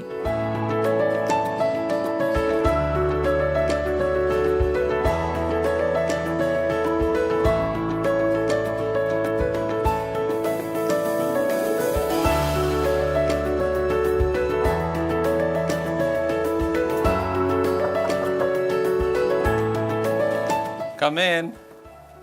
Hello. Ash. How are you? Good.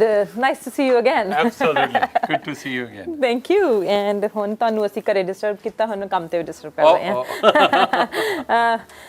So, Isle of Man. ਜੀ। Thank you for having us in your office. ਕੰਮ ਮੈਨੂੰ ਪਤਾ you're busy a lot, ਤੇ ਪਰ still Isle of Man ਦੀ ਗੱਲ ਕਰਦੇ ਹਾਂ। Isle of Man ਕਿਹਨੇ ਸੁਜੈਸਟ ਕੀਤਾ ਸੀ ਕਿ the name of the company should be Isle of Man? Isle of Man ਜੀ ਆਪਣੇ ਆਪ ਹੀ ਬਣ ਗਿਆ ਕਿਉਂਕਿ ਇੱਕ ਨਾ ਇੰਗਲੈਂਡ ਤੇ ਆਇਰਲੈਂਡ ਦੇ ਵਿਚਕਾਰ ਇੱਕ ਟਾਪੂ ਹੈ। ਉਹਦਾ ਨਾਮ ਹੈਗਾ ਆਇਲ ਆਫ ਮੈਨ, MAN। ਤੇ ਲਾਸਟ ਨੇਮ ਵੀ ਸਾਡਾ ਮਾਨ ਹੈ, ਸੋ ਅਸੀਂ ਆਇਲ ਆਫ ਮਾਨ ਕਰਤਾ। ਕੀ ਹੁੰਦਾ ਕਿ ਬੰਦਾ ਜਿਹੜਾ ਜਵਾਨੀ ਦੇ ਵਿੱਚ ਨਾ ਮਹਿਸੂਸ ਕਰਦਾ ਹੁੰਦਾ ਕਿ ਮੈਂ ਇਕੱਲਾ। ਆਇਲ ਹੁੰਦਾ ਇੱਕ ਛੋਟਾ ਜਿਹਾ ਟਾਪੂ, ਸੋ ਉਸ ਹਿਸਾਬ ਦੇ ਨਾਲ ਇਹ ਜੀ ਨਾਂ ਆਇਆ ਸੀ।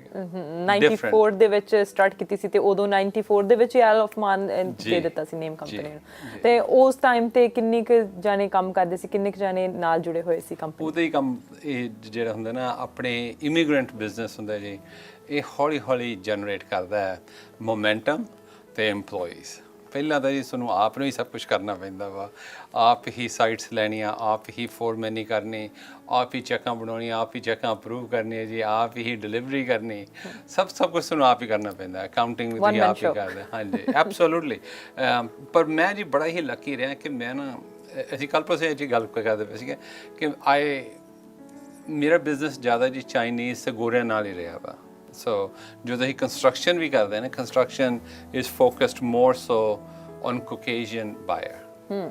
ਸੋ ਕੀ ਹੁੰਦਾ ਕਿ ਮੈਂ ਜੇ ਪੈਸੇ ਬਣਾਏ ਹੈ ਤੇ ਰੱਬ ਨੇ ਜੇ ਪੈਸੇ ਦਿੱਤੇ ਉਸ ਮੈਨੂੰ ਜ਼ਿਆਦਾ ਚਾਈਨੀਜ਼ ਵੱਲੋਂ ਆਏ ਆ ਜਾਂ ਗੋਰਿਆਂ ਵੱਲੋਂ ਆਏ ਆ। It's I've had a hard time cracking the Indian market. Market ਨੂੰ ਸਮਝਣਾ ਵੀ ਔਖਾ ਹੁੰਦਾ ਆ ਕਿ ਕਿੱਦਾਂ ਦੀ ਮਾਰਕੀਟ ਚੱਲ ਰਹੀ ਹੈਗੀ ਹੈ। ਸੋ ਉਹ ਸਾਰੀ ਸਮਝ ਤਾਂ ਐਕਸਪੀਰੀਅੰਸ ਟਾਈਮ ਦੇ ਨਾਲ ਆਉਂਦਾ ਹੈਗਾ। ਪਰ ਪਹਿਲਾਂ ਕੋਈ ਮੁਸ਼ਕਿਲ ਆਈ, ਕੋਈ ਡਿਫਿਕਲਟੀ ਆਈ? ਬੜੀਆਂ ਡਿਫਿਕਲਟੀਜ਼ ਆਉਂਦੀਆਂ ਜੀ। ਜਿਹੜਾ ਤੁਹਾਨੂੰ ਕਹਿੰਦਾ ਕਿ ਡਿਫਿਕਲਟੀਜ਼ ਨਹੀਂ ਆਉਂਦੀਆਂ ਉਹਨੂੰ ਪਤਾ ਹੀ ਨਹੀਂਗਾ ਵੀ ਡਿਫਿਕਲਟੀਜ਼ ਕੀ ਹੁੰਦੀ ਆ। ਅਸੀਂ ਪਹਿਲਾ ਪ੍ਰੋਜੈਕਟ ਬਣਾਇਆ ਟਾਊਨ ਹਾਊਸਿਸ ਦਾ, ਪਹਿਲਾ ਪ੍ਰੋਜੈਕਟ ਬਣਾਇਆ ਜੀ 38 ਟਾਊਨ ਹਾਊਸਿਸ ਨਿਊਟਨ ਦੇ ਵਿੱਚ ਬਣਾਇਆ, ਆਪਣੇ ਸਰੀ ਦੇ ਵਿੱਚ। ਤੇ ਮੈਂ ਤੁਹਾਨੂੰ ਦੱਸਦਾ ਉਹਨਾਂ ਦਿਨਾਂ ਦੇ ਵਿੱਚ ਨਿਊ ਹੋਮ ਵਾਰੰਟੀ ਬੈਂਕਰਪਟ ਹੋ ਚੁੱਕੀ ਸੀਗੀ। ਲੀਕੀ ਕੌਂਡੋਜ਼ ਦਾ ਬੜਾ ਹੀ ਵੱਡਾ ਸੀਗਾ ਇੱਕ ਲਫੜਾ, ਤੇ ਟਾਊਨ ਹਾਊਸਿਸ ਵੇਖ ਹੀ ਨਹੀਂ ਰਹੇ ਸੀਗੇ।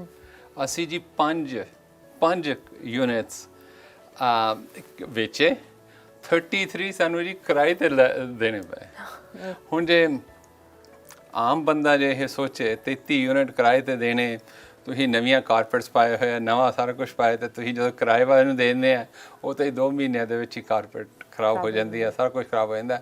ਪਰ ਆਮ ਬੰਦਾ ਉਦੋਂ ਡਰ ਕੇ ਆਪਦੇ ਕੀ ਕਹਿੰਦੇ ਹੁੰਦਾ ਉਹਦਾ ਬੈਗ ਪੈਕ ਕਰਕੇ ਕਹਿੰਦਾ ਚਲੋ ਹੋਰ ਕੋਈ ਜੌਬ ਕਰ ਲੈਂਦੇ ਆ। But you have to learn your lessons. ਤੁਹਾਨੂੰ ਆਪਦੇ ਲੈਸਨਸ ਲਰਨ ਕਰਕੇ ਦੁਬਾਰਾ ਫੇਰ ਕੋਸ਼ਿਸ਼ ਕਰਨੀ ਪੈਂਦੀ ਹੈ। So you have to come back. Practice makes a man perfect. ਤੇ ਜਿੰਨਾ ਚਿਰ ਤੁਹਾਨੂੰ ਕੋਈ ਇਦਾਂ ਦਾ ਲੈਸਨ ਨਹੀਂ ਮਿਲਦਾ ਉਹਨਾਂ ਚਿਰ ਤੁਸੀਂ ਜ਼ਿਆਦਾ ਕੁਝ ਕਰਨ, ਤੁਹਾਨੂੰ ਪੁਸ਼ ਨਹੀਂ ਮਿਲਦਾ ਇੱਕ, ਹੈ ਨਾ। ਤੇ ਜਿਹੜੀ ਤੁਹਾਡੇ ਅੰਦਰ ਇਹ ਕਰਨ ਦਾ ਜਨੂਨ ਸੀ ਜਾਂ ਕਹਿ ਦਿਓ ਇਨਸਪੀਰੇਸ਼ਨ ਕਿੱਥੋਂ ਮਿਲਦੀ ਹੈ ਬਿਜ਼ਨਸ ਦੇ ਵਿੱਚ? ਮੇਰੀ ਇੱਕ ਸਟ੍ਰੇਂਜ ਪਰਸਨੈਲਿਟੀ ਦਾ ਹੈਗਾ ਕਿ ਮੈਨੂੰ ਜਦੋਂ ਵੀ ਕਿਸੇ ਚੀਜ਼ ਦੀ ਲੱਗ ਜੇ ਨਾ ਵੀ ਮੈਂ ਇਸ ਚੀਜ਼ ਨੂੰ ਲਰਨ ਕਰਨਾ ਚਾਹੁੰਦਾ ਵਾਂ, ਮੈਂ ਉਹਦੇ ਮਗਰ ਪੈ ਜਾਂਦਾ ਵਾਂ। I give it my all, I don't hold back ਬੜਾ ਕੁਛ। ਹਾਂ, ਜਦੋਂ ਰੀਅਲ ਸਟੇਟ ਕਰ ਲਈ, ਬਹੁਤ ਜ਼ਿਆਦਾ ਕਰ ਲਈ, ਜਿੱਦਣ ਮੈਂ ਪੂਰਾ ਸਿੱਖ ਗਿਆ ਵਾਂ ਉਦੋਂ ਤੋਂ ਮੇਰਾ ਇੰਟਰਸਟ ਲੂਜ਼ ਹੋਣਾ ਸ਼ੁਰੂ ਹੋ ਜਾਂਦਾ। ਸੋ ਰੀਅਲ ਸਟੇਟ ਬੜੀ ਦੇਰ ਕੀਤੀ, ਪਰ you know it was really good profession. ਤੇ ਪਰ ਜੋ ਉਹਦੇ ਵਿੱਚੋਂ ਹੀ ਫਿਰ ਮੈਂ ਕੁਝ ਹੋਰ ਭਾਲਦਾ ਸੀਗਾ, ਥੋੜ੍ਹੀਆਂ ਬਹੁਤ ਪ੍ਰਾਪਰਟੀਆਂ ਡਿਵੈਲਪ ਕਰਨੀਆਂ ਸ਼ੁਰੂ ਕਰਤੀਆਂ, ਥੋੜ੍ਹੇ ਬਹੁਤ ਚਾਈਨੀਜ਼ ਕਲਾਇੰਟਸ ਬਣਾਏ। ਪਹਿਲਾਂ ਤਾਂ ਪੈਸੇ ਵੀ ਹੈ ਨਹੀਂ ਸੀਗੇ, so you have to bring in partnerships, ਤੇ ਹੌਲੀ ਹੌਲੀ ਜੀ ਡਿਵੈਲਪ ਕਰਨਾ ਸ਼ੁਰੂ ਕੀਤਾ। ਫਿਰ ਕੰਸਟਰਕਸ਼ਨ ਵੀ ਕਰਨੀ ਸ਼ੁਰੂ ਕਰਤੀ, ਫਿਰ ਇੱਕ ਟਾਈਮ ਤੇ ਸਾਰਾ ਕੁਛ ਹੀ ਇਕੱਠਾ ਕਰ ਲਿਆ ਜੀ। ਸੋ 1994 ਤੋਂ 2020 ਇਹ ਇੰਨੇ ਸਾਲ ਹੋ ਗਏ ਹੈਗੇ ਆਇਲ ਆਫ ਮਾਨ ਨੂੰ। ਕਿੱਦਾਂ ਚੱਲ ਰਿਹਾ ਹੈਗਾ? ਕਿੰਨੇ ਜ਼ਿਆਦਾ ਹੋਰ ਐਸੋਸੀਏਸ਼ਨ ਚੱਲ ਰਹੀ ਹੈ? ਇਹ ਸਫ਼ਰ ਕਿੱਦਾਂ ਰਿਹਾ? 25 ਸਾਲ ਹੋ ਗਏ ਜੀ ਇਸ ਸਫ਼ਰ ਦੇ ਵਿੱਚ। ਬਾਈ ਗॉड्स ਗ੍ਰੇਸ ਬੜਾ ਹੀ ਚੰਗਾ ਸਫ਼ਰ ਰਿਹਾ ਵਾ। obviously we are still here 25 ਸਾਲਾਂ ਦੇ ਬਾਅਦ। ਮੈਂ ਹਲੇ ਵੀ ਉਸੇ ਚਾਈਨੀਜ਼ ਪਾਰਟਨਰਸ ਨਾਲ ਪਾਰਟਨਰ ਹੈ ਜਿਨ੍ਹਾਂ ਨਾਲ ਸ਼ੁਰੂ ਕੀਤਾ ਸੀਗਾ। ਐਂਡ ਦੀ ਅਮੇਜ਼ਿੰਗ ਗੱਲ ਇਹ ਹੈ ਕਿ ਉਹਨਾਂ ਦੇ ਨਾਲ ਤੇ ਮੇਰੀ ਜਿਹੜੀ ਆਪਸ ਵਿੱਚ ਡਿਸਕਸ਼ਨ ਹੈ ਕਿਤੇ ਵੀ ਇਸ ਤੋਂ ਉੱਚੀ ਨਹੀਂ ਹੋਏਗੀ। ਇਹ ਨਹੀਂਗਾ ਕਿ ਅਸੀਂ ਘਾਟਾ ਨਹੀਂ ਖਾਦਾ ਹੀ, ਘਾਟਾ ਵੀ ਖਾਦਾ ਵਾ, ਫਾਇਦਾ ਵੀ ਬਣਾਇਆ ਵਾ, ਪਰ ਕਿਤੇ ਵੀ ਆ ਨਹੀਂ ਹੋਇਆਗਾ ਵੀ ਯਾਰ ਤੂੰ ਗਲਤੀ ਕੀਤੀ, ਕਿਉਂਕਿ ਪਾਰਟਨਰਸ਼ਿਪਸ ਨਿਭਾਉਣੀਆਂ ਬੜੀਆਂ ਔਖੀਆਂ ਨੇ। ਐਂਡ ਮੈਂ ਜੀ ਥੋੜ੍ਹਾ ਜਿਹਾ ਲੋਇਲ ਬੰਦਾ ਵਾਂ, ਜਿਹੜਾ ਮੈਨੂੰ ਲੋਇਲਟੀ ਦਿੰਦਾ ਮੈਂ ਉਸ ਬੰਦੇ ਨੂੰ, ਇਨਸਾਨ ਨੂੰ, ਉਸ ਕੰਪਨੀ ਨੂੰ ਹਮੇਸ਼ਾ ਹੀ ਲੋਇਲਟੀ ਦਿੰਦਾ ਵਾਂ। ਸੋ ਆਮ ਰੀਅਲੀ ਲੱਕੀ ਕਿ ਇਹ ਚੱਲਿਆ ਵਾ, ਬੜਾ ਡਿਵੈਲਪ ਕੀਤਾ ਜੀ। ਹੁਣ ਮੈਂ ਤੁਹਾਨੂੰ ਉੱਧਰੋਂ ਕੀ ਦੱਸਾਂ, ਇਹੀ ਕਹੂੰਗਾ ਕਿ ਰੱਬ ਦਾ ਮੈਂ ਜਿੰਨਾ ਸੋਚਿਆ ਸੀ ਜੀ ਉਦੋਂ ਕਿਤੇ ਜ਼ਿਆਦਾ ਉਹਨੇ ਚੀਜ਼ਾਂ ਦਿਖਾਤੀਆਂ, ਜ਼ਿਆਦਾ ਹੀ ਕਰਵਾਤਾ, ਜ਼ਿਆਦਾ ਹੀ ਮਾਣ ਦੇਤਾ, ਜ਼ਿਆਦਾ ਹੀ ਰਿਸਪੈਕਟ ਦਿਵਾਤੀ। ਇੰਨੇ ਦੇ ਡਿਜ਼ਰਵਿੰਗ ਨਹੀਂ ਸੀਗੇ ਜੀ। ਕੋਈ ਅਜਿਹੀ ਯਾਦ ਕੋਈ ਜਦੋਂ ਡਿਫਿਕਲਟ ਟਾਈਮ ਦੇ ਵਿੱਚ ਜਾਂ ਗੁੱਡ ਟਾਈਮ ਦੇ ਵਿੱਚ ਜਿਹੜੀ ਸਾਂਝੀ ਕਰਨਾ ਚਾਹੁੰਦੇ ਹੋ? ਯਾਦਾਂ ਹੀ ਰਹਿ ਜਾਂਦੀਆਂ ਜੀ। ਜਿਵੇਂ ਸਿਰ ਤੇ ਵਾਲ ਘਟਦੇ ਜੀ, ਉਹ ਯਾਦਾਂ ਵਧੀ ਜਾਂਦੀਆਂ। ਸੋ ਯਾਦਾਂ ਜੀ। ਡਿਫਿਕਲਟ ਟਾਈਮਸ, ਚੰਗਾ ਡਿਵੈਲਪਰ ਉਹ ਹੁੰਦਾ ਹੈ ਜੀ ਜਿਹੜਾ ਡਿਫਿਕਲਟ ਟਾਈਮਸ ਦੇ ਵਿੱਚ ਸ਼ਾਈਨ ਕਰੇ। ਚੰਗਿਆਂ ਦੇ ਵਿੱਚ ਜੀ ਜਿਹੜਾ ਮਰਜ਼ੀ ਭਲਵਾਨ ਬਣ ਸਕਦਾ ਵਾ, ਪਰ ਜਦੋਂ ਟਾਈਮਸ ਖਰਾਬ ਆਉਂਦੇ, ਜਿਵੇਂ ਕਿ ਪਿਛਲੀ ਵਾਰੀ 2008-2009 ਦੇ ਵਿੱਚ ਕੰਮ ਬੜਾ ਖਰਾਬ ਹੋ ਚੁੱਕਾ ਸੀਗਾ। ਸੋ ਉਦੋਂ ਕੌਣ ਮੂਵਮੈਂਟ ਦਿਖਾ ਕੇ ਜਿਊ ਕੰਜਾਈਵਿੰਗ ਕਰਕੇ ਜੀ ਕੌਣ ਜੰਮਿਆ ਰਹਿ ਸਕਦਾ ਵਾ? ਬੜੀ ਵਾਰੀ ਸਲੋ ਟਾਈਮਸ ਆਏ। 1999 1998 NDP ਦੇ ਲਾਸਟ ਦਿਨ ਸੀਗੇ, ਹਾਲੇ ਇੱਥੇ ਕੁਛ ਵੀ ਸ਼ੁਰੂ ਨਹੀਂ ਹੋਇਆ ਸੀਗਾ, ਉਦੋਂ ਵੀ ਬੜੇ ਮਾੜੇ ਟਾਈਮ ਸੀਗੇ, ਪਰ ਉਹ ਵੀ ਸਰਵਾਈਵ ਕਰਨਾ। ਹੁਣ ਵੀ ਸਲੋ ਡਾਊਨ ਆਇਆ ਹੈ। ਜਿਹੜੇ ਚੰਗੇ ਡਿਵੈਲਪਰ ਹੁੰਦੇ ਨੇ ਉਹ ਸਲੋ ਟਾਈਮਸ ਵਾਸਤੇ ਆਪਦੀ ਗੇਮ A1 ਕਰਦੇ ਆ, ਉਦੋਂ ਉਹ ਸ਼ਾਈਨ ਕਰਦੇ ਆ। ਤੇ ਅੱਜ ਕੱਲ੍ਹ ਥੋੜ੍ਹਾ ਜਿਹਾ ਡਿਫਿਕਲਟ ਹੋ ਰਿਹਾ, ਐਨਵਾਇਰਨਮੈਂਟ ਥੋੜ੍ਹਾ ਡਿਫਿਕਲਟ ਹੋਇਆ ਹੋਇਆ, ਬਟ ਵੀ ਆਰ ਸਟਿਲ ਅਕਵਾਇਰਿੰਗ। ਕਾਹਤੋਂ? ਕਿਉਂਕਿ ਵੀ ਫੀਲ ਕਿ ਇਹ ਹੁਣ ਸਹੀ ਟਾਈਮ ਹੈ ਮਾਰਕੀਟ ਦੇ ਵਿੱਚ ਪੋਜੀਸ਼ਨ ਲੈਣ ਵਾਸਤੇ। ਕਿਉਂਕਿ ਪਹਿਲਾਂ ਤਾਂ ਕੋਈ ਪ੍ਰਾਪਰਟੀ ਮਿਲਦੀ ਨਹੀਂ ਸੀਗੀ, ਤੁਹਾਨੂੰ ਪਤਾ ਇੱਕ ਘਰ ਦੇ ਉੱਤੇ 14 ਆਫਰ ਸੀਗੀਆਂ, ਡਿਵੈਲਪਮੈਂਟ ਪ੍ਰਾਪਰਟੀਜ਼ ਤਾਂ ਲੱਭਣੀਆਂ ਬੜੀਆਂ ਔਖੀਆਂ ਸੀਗੀਆਂ। ਹੁਣ ਥੋੜ੍ਹਾ ਬਹੁਤ ਕੰਮ ਸਲੋ ਹੋਇਆ, ਹੁਣ ਅਗਲੇ 5 ਸਾਲਾਂ ਵਾਸਤੇ ਹੋਰ ਵੀ ਵਧੀਆ ਪੋਜੀਸ਼ਨਿੰਗ ਹੋ ਸਕਦੀ ਹੈ। ਪੋਜੀਸ਼ਨਿੰਗ ਦੀ ਗੱਲ ਕੀਤੀ ਹੈ, ਆਇਲ ਆਫ ਮਾਨ ਨੂੰ ਜਿਹੜਾ ਹੈ ਹਾਊਸਿੰਗ ਲੈਜੈਂਡ ਆਫ ਹਾਊਸਿੰਗ ਦਾ ਵੀ ਜਿਹੜਾ ਇਨਾਮ ਮਿਲ ਚੁੱਕਿਆ ਹੈਗਾ ਆ, ਉਹਦੇ ਬਾਰੇ ਵੀ ਦੱਸੋ। ਦੇਖੋ ਜੀ, I would like to think ਕਿ ਹਾਊਸਿੰਗ ਦੇ ਵਿੱਚ ਵੀ ਵਰ ਵਨ ਆਫ ਦ ਪਾਇਨੀਅਰਸ। ਹਾਂ, ਜਦੋਂ ਅਸੀਂ ਸ਼ੁਰੂ ਕੀਤਾ ਉਦੋਂ ਇੰਡੀਅਨ ਬਿਲਡਰਸ ਨੂੰ ਇੰਨਾ ਚੰਗਾ ਨਹੀਂ ਸਮਝਿਆ ਜਾਂਦਾ ਸੀਗਾ, ਵੀ ਇਹਨਾਂ ਦੀ ਕੁਆਲਿਟੀ ਮਾੜੀ ਸਮਝੀ ਜਾਂਦੀ ਸੀਗੀ। ਮੈਂ ਵੀ ਉਹਨਾਂ ਦੇ ਵਿੱਚੋਂ ਹੀ ਸੀਗਾ। ਸੋ ਜਦੋਂ ਮੈਂ ਸ਼ੁਰੂ ਕੀਤਾ ਤੇ ਥੋੜ੍ਹੇ ਜਿਹੇ ਵੱਡੇ ਤੌਰ 'ਤੇ ਸ਼ੁਰੂ ਕੀਤਾ ਕਿ ਦੂਜੇ ਲੋਕਾਂ ਨੇ ਸਾਨੂੰ, ਜਿਹੜੇ ਸਾਡੇ ਯੂਨਿਟਸ ਬਾਏ ਕਰਦੇ ਸੀਗੇ, ਉਹਨਾਂ ਤੋਂ ਮਿਲਦਾ ਹੁੰਦਾ ਸੀਗਾ ਕਿ ਦੇਖੋ ਕਹਿੰਦੇ ਵੀ ਇਹ ਤਾਂ ਤੁਹਾਡਾ ਪ੍ਰੋਜੈਕਟ ਹੈ ਜੀ, ਇੰਡੀਅਨਸ ਨੇ ਬਣਾਇਆ ਹੋਇਆ ਵਾ। So you have to play that game, you can't shy away, ਕਿਉਂਕਿ ਰਿਐਲਿਟੀ ਤਾਂ ਰਿਐਲਿਟੀ ਹੈ। ਸੋ ਤੁਹਾਨੂੰ ਹੁਣ ਉਹਨਾਂ ਦੇ ਨਾਲ ਖੜ ਕੇ ਲੜਨਾ ਪੈਣਾ। So we had to go out and win georgies, win awards. ਉਹਨਾਂ ਨਾਲ ਵੀ ਬੈਟਰ ਸੋਚ ਦਿਖਾਉਣ ਦੀ ਜ਼ਰੂਰਤ ਸੀਗੀ। ਅੱਜ ਕੱਲ੍ਹ ਜ਼ੋਨਿੰਗਸ ਵਗੈਰਾ ਆਪ ਮੂਰੇ ਲੱਗ ਕੇ ਨਵੀਆਂ ਜ਼ੋਨਿੰਗਸ ਲੈ ਕੇ ਆਉਣਾ, ਸਿਟੀ ਦੇ ਨਾਲ ਕੰਮ ਕਰਨਾ, ਸਿਟੀ ਦਾ ਟਰਸਟ ਲੈਣਾ, ਹਰ ਮਿਊਨਿਸਪੈਲਿਟੀ ਦੇ ਵਿੱਚ ਜਾ ਕੇ ਚੰਗਾ ਕੰਮ ਕਰਨਾ ਤੇ ਇੰਸਪੈਕਟਰਸ ਤੋਂ ਲੈ ਕੇ ਪਲੈਨਰਸ ਤੇ ਕਾਉਂਸਲ ਦਾ ਵੀ ਟਰਸਟ ਲੈਣਾ ਕਿ ਵੀ ਇਹ ਬੰਦੇ ਸਹੀ ਹੈ, ਇਹ ਚੰਗਾ ਕੰਮ ਕਰਨਗੇ, ਇਹ ਆਪਣੀ ਕਮਿਊਨਿਟੀ ਵਾਸਤੇ ਠੀਕ ਰਹਿਣਗੇ। ਸੋ ਇਹ ਚੀਜ਼ਾਂ ਇੰਪੋਰਟੈਂਟ ਆ। ਹਾਂ, ਆਈ ਵਾਸ ਵੈਰੀ ਲੱਕੀ ਕਿ ਗ੍ਰੇਟਰ ਵੈਨਕੂਵਰ ਬਿਲਡਰ ਵਾਲੇ ਸੋਚਿਆ ਕਿ ਵੀ ਬੜੇ ਘਰ ਬਣਾ ਲਏ ਕਾਕੇ, ਹੁਣ ਤੈਨੂੰ ਲੈਜੈਂਡਸ ਦਾ ਕਰਾਰ ਦਿੰਦੇ ਆ। One of the 3 people that ਵਰ ਆਨਰਡ, ਐਂਡ ਦੂਜੇ ਬੰਦੇ ਦੋਵੇਂ ਗੋਰੇ ਸੀਗੇ ਤੇ ਬੜੇ ਹੀ ਕੀ ਕਹਿੰਦੇ ਹੁੰਦੇ ਆ ਵੈਲ ਟੂ ਡੂ ਫੈਮਿਲੀ ਚੋਂ ਆਏ ਹੋਏ ਸੀਗੇ, ਇਮੀਗ੍ਰੈਂਟ ਆਪਾਂ ਹੀ ਸੀਗੇ ਜੀ। ਬਟ ਇਹਦਾ ਜਿਹੜਾ ਕ੍ਰੈਡਿਟ ਹੈ ਜੀ, ਮੈਂ ਹਮੇਸ਼ਾ ਸਾਰਾ ਕੁਝ ਰੱਬ ਦੇ ਮੂਹਰੇ ਟੇਕਦਾ। ਮੈਂ ਤਾਂ ਉਹਦਾ ਸਾਧਨ ਹੈ, ਉਹਦਾ ਇੱਕ ਇੰਸਟਰੂਮੈਂਟ ਹੈ, ਬਟ ਕਰਨ ਵਾਲਾ ਉਹੀ ਹੈ। ਕੰਪੀਟੀਸ਼ਨ ਵੱਧ ਜਾਂਦਾ ਆ ਮਾਰਕੀਟ ਦੇ ਵਿੱਚ, ਪਹਿਲਾਂ ਇੰਨਾ ਨਹੀਂ ਹੁੰਦਾ ਸੀਗਾ, ਪਰ ਜਿੱਦਾਂ ਤੁਸੀਂ ਕਿਹਾ ਕਿ ਹੋਰ ਕਮਿਊਨਿਟੀ ਦੇ ਲੋਕ ਹੈਗੇ ਆ, ਕੌਕੇਸ਼ੀਅਨ ਨੇ, ਚਾਈਨੀਜ਼ ਨੇ, ਸੋ ਉਹਨਾਂ ਦਾ ਆਪਣਾ ਉਹਨਾਂ ਦੀ ਮਾਰਕੀਟ ਦੇ ਵਿੱਚ ਥਾਂ ਬਣਾਉਣੀ ਤੇ ਫਿਰ ਬਾਅਦ ਵਿੱਚ ਉਸ ਥਾਂ ਨੂੰ ਬਰਕਰਾਰ ਰੱਖਣਾ, ਫਿਰ ਆਪਣੇ ਆਪ ਨੂੰ ਸਟਿਲ ਰੱਖਣਾ ਉਹਨਾਂ ਦੇ ਵਿੱਚ, ਤਾਂ ਕਿ ਇਹ ਨਾ ਹੋਵੇ ਕਿ ਕਿਤੇ ਨਾ ਕਿਤੇ ਆਪਾਂ ਲੈਕ ਕਰ ਜਾਈਏ। ਤੇ ਉਹ ਕੰਪੀਟੀਸ਼ਨ ਨੂੰ ਕਿੱਦਾਂ ਫੀਲ ਕਰਦੇ ਆ? ਮੈਂ ਇਹ ਕੰਪੀਟੀਸ਼ਨ ਨਹੀਂ ਸਮਝਦਾ ਗਾ। I don't consider competition. ਮੈਂ ਕਿਸੇ ਹੋਰ ਇਨਸਾਨ ਦੇ ਨਾਲ ਨਹੀਂ ਕੰਪੀਟੀਸ਼ਨ ਕਰੂੰਗਾ। ਜੇ ਕੰਪੀਟੀਸ਼ਨ ਕਰੂੰਗਾ ਤਾਂ ਸਿਰਫ ਆਪ ਦੇ ਨਾਲ, ਕਿ ਮੈਂ ਬੈਟਰ ਹੋ ਸਕਾਂ, ਜੋ ਮੈਂ ਕੱਲ੍ਹ ਸੀਗਾ, ਪਰਸੋਂ ਸੀਗਾ, ਜੋ ਮੇਰੀ ਆਰਗੇਨਾਈਜੇਸ਼ਨ ਸੀਗੀ, ਵੀ ਆਪਾਂ ਥੋੜ੍ਹੇ ਜਿਹੇ ਲੈਸਨ ਲਰਨ ਕਰੀਏ, ਥੋੜ੍ਹੇ ਜਿਹਾ ਹੋਰ ਵਧੀਆ ਹੋਈਏ। ਸੋ ਕਿਸੇ ਨਾਲ ਕੋਈ ਕੰਪੀਟੀਸ਼ਨ ਨਹੀਂ ਗਾ। ਦੁਨੀਆ 'ਤੇ ਜੀ 2 ਤਰ੍ਹਾਂ ਦੇ ਲੋਕ ਹੈ ਮੇਰੇ ਹਿਸਾਬ ਦੇ ਨਾਲ। ਤਕਰੀਬਨ ਸਾਰੀ ਜਨਤਾ 2 ਹਿੱਸਿਆਂ 'ਚ ਵੰਡੀ ਜਾਂਦੀ ਹੈ। ਇੱਕ ਹੈਗੀ ਹੈ ਕਿ ਉਹ ਬਿਲੀਵ ਕਰਦੇ ਕਿ ਆਹ ਜਿਹੜਾ ਕੇਕ ਹੈ ਨਾ ਦੁਨੀਆ ਦਾ, ਇਹ ਕੇਕ ਐਡਾ ਕੀ ਹੈ, ਹੁਣ ਇਹ 'ਚੋਂ ਮੈਂ ਆਪਦਾ ਹਿੱਸਾ ਲੈਣਾ, ਦੂਜੇ ਤੋਂ ਖੋ ਕੇ ਲੈਣਾ ਖਾਤਰ ਕਿਉਂਕਿ ਮੈਂ ਜ਼ਿਆਦਾ ਮੰਗਦਾ, ਦੂਜੇ ਦੇ ਉੱਤੋਂ ਦੀ ਚੜ੍ਹ ਕੇ ਮੈਂ ਆਪਦਾ ਹਿੱਸਾ ਲੈਣਾ ਵਾ, ਉਹ ਛੋਟੇ ਹੀ ਰਹਿ ਜਾਂਦੇ ਆ, ਉਹ ਦੂਜਿਆਂ ਨਾਲ ਹੀ ਕੰਪੀਟੀਸ਼ਨ ਕਰਦੇ ਰਹਿ ਜਾਂਦੇ ਆ।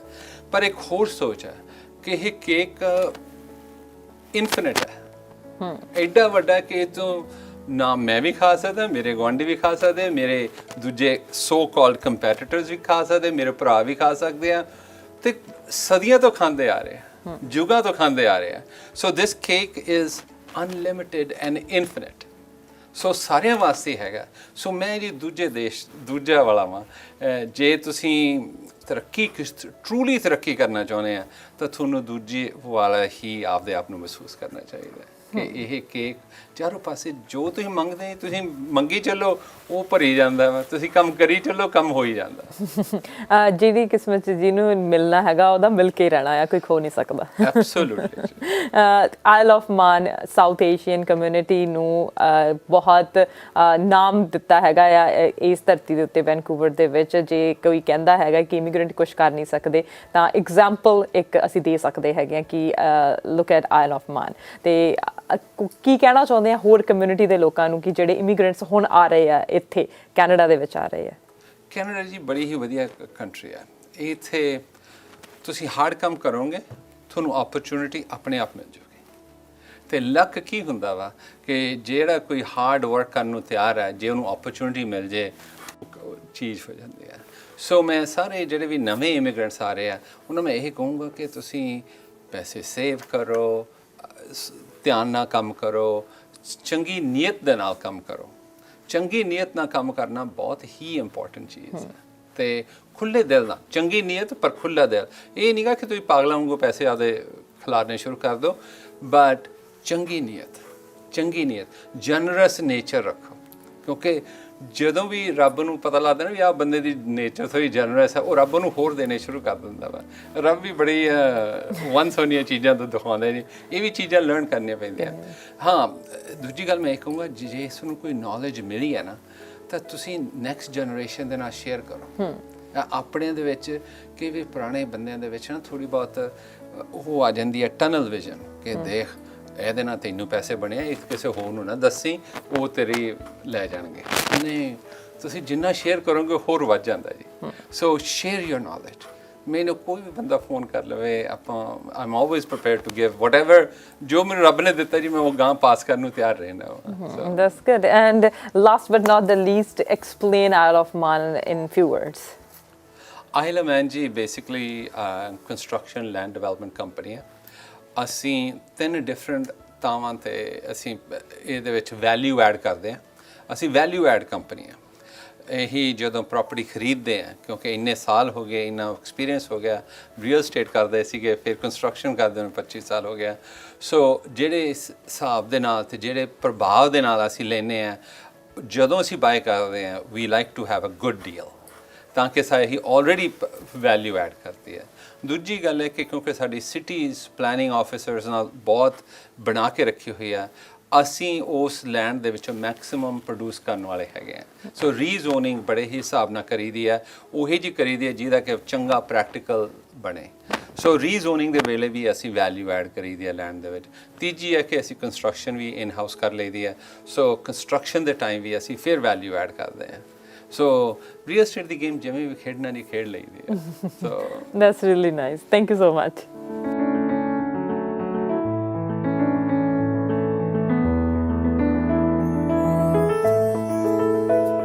ਸਫਰਨਾਮਾ, ਸਫਰ ਦੀ ਗੱਲਬਾਤ ਹੋ ਰਹੀ ਹੈ ਮਿਸਟਰ ਡੇਵ ਮਾਨ ਦੇ ਨਾਲ। ਤੇ ਮਿਸਟਰ ਡੇਵ ਮਾਨ ਇੱਕ ਅਜਿਹੇ ਪਰਸਨ ਨੇ ਜੋ ਬਿਜ਼ਨਸਮੈਨ ਵੀ ਨੇ, ਰੱਬ 'ਚ ਵਿਸ਼ਵਾਸ ਰੱਖਦੇ ਨੇ ਤੇ ਨਾਲ ਚੈਰਿਟੀ ਦੇ ਵਿੱਚ ਵੀ ਵਿਸ਼ਵਾਸ ਰੱਖਦੇ ਨੇ। ਮੈਨੂੰ ਲੱਗਦਾ ਹਰ ਕੋਈ ਵਿਸ਼ਵਾਸ ਰੱਖਦਾ ਆ, ਚਾਹੇ ਅਸੀਂ ਜੇ ਸਿੱਖ ਧਰਮ ਦੀ ਗੱਲ ਕਰ ਲਈਏ, ਅਸੀਂ ਸਿੱਖੀਜ਼ਮ ਦੇ ਨਾਲ ਰਿਲੇਟਡ ਹੈਗੇ ਆ, ਤਾਂ ਸਾਨੂੰ ਵੀ ਗੁਰੂਆਂ ਨੇ ਦਸਵੰਧ ਕੱਢਣ ਨੂੰ ਕਿਹਾ ਸੀ ਕਿ 10ਵਾਂ ਹਿੱਸਾ ਲੋਕਾਂ ਦੀ ਸੇਵਾ ਦੇ ਲਈ, ਲੋੜਵੰਦਾਂ ਦੇ ਲਈ, ਹੈਲਪਲੈਸ ਦੇ ਲਈ ਲਾਓ।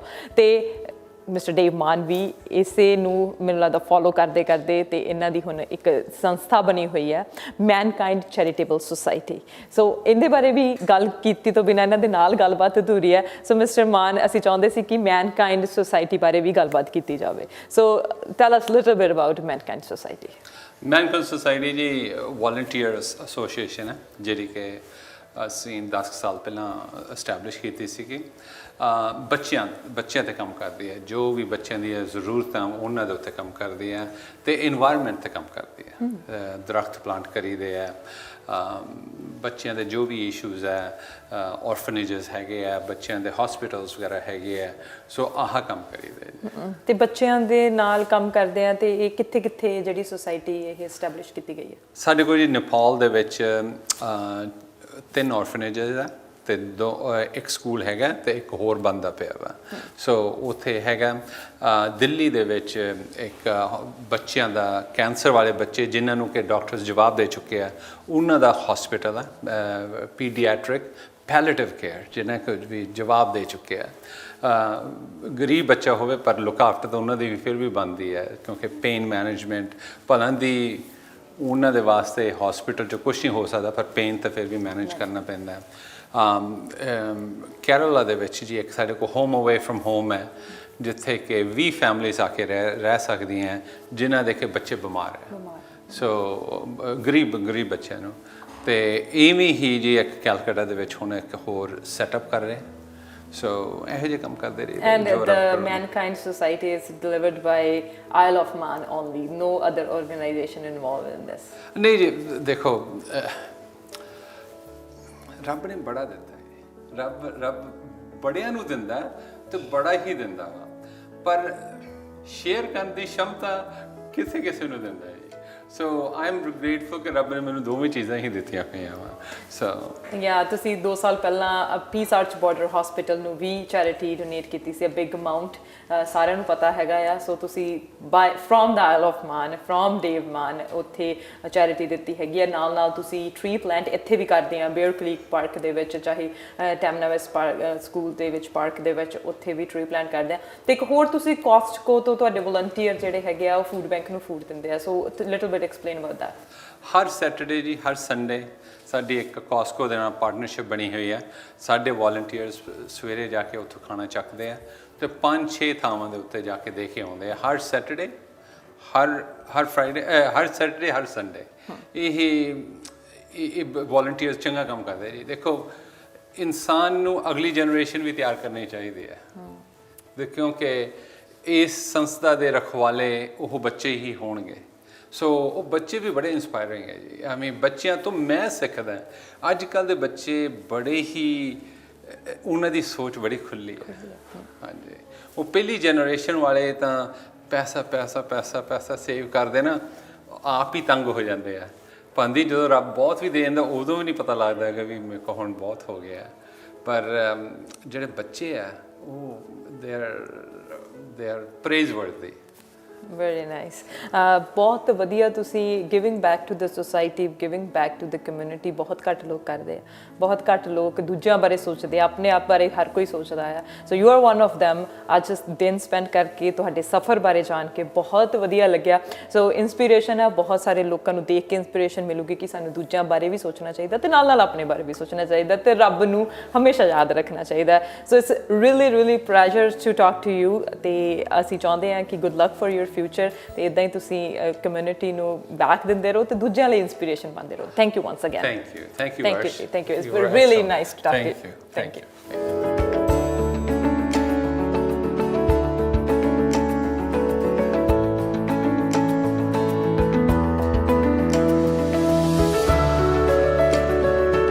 ਸਫ਼ਰ ਅਜਿਹਾ ਕਿ ਪਤਾ ਹੀ ਨਹੀਂ ਕੀ ਹੈ ਮੰਜ਼ਿਲ ਸਫ਼ਰ ਅਜਿਹਾ ਕਿ ਮੰਜ਼ਿਲ ਮਿਲੀ ਪਰ ਪਤਾ ਹੀ ਨਹੀਂ ਆਖਿਰ ਕੀ ਹੈ ਅੰਜਾਮ ਬਹੁਤ ਕੁਝ ਮਿਲਿਆ ਜ਼ਿੰਦਗੀ ਦੇ ਸਫ਼ਰ ਵਿੱਚ ਬਹੁਤ ਕੁਝ ਮਿਲਿਆ ਜ਼ਿੰਦਗੀ ਦੇ ਸਫ਼ਰ ਵਿੱਚ ਪਰ ਫਿਰ ਵੀ ਲੱਗ ਰਿਹਾ ਖਾਲੀ ਹੈ ਇਨਸਾਨ ਫਿਰ ਵੀ ਲੱਗ ਰਿਹਾ ਖਾਲੀ ਹੈ ਇਨਸਾਨ ਤੇ ਅੱਜ ਮਿਸਟਰ ਦੇਵ ਮਾਨ ਦੇ ਨਾਲ ਗੱਲਬਾਤ ਕਰਕੇ ਇਨਸਾਨੀਅਤ ਸਪਿਰਚੁਅਲਿਟੀ ਰੱਬ ਵਿੱਚ ਵਿਸ਼ਵਾਸ ਬਹੁਤ ਕੁਝ ਚੀਜ਼ਾਂ ਦੇਖਣ ਨੂੰ ਮਿਲੀਆਂ ਅਜਿਹੀ ਪਰਸਨੈਲਿਟੀ ਨੂੰ ਸਲਾਮ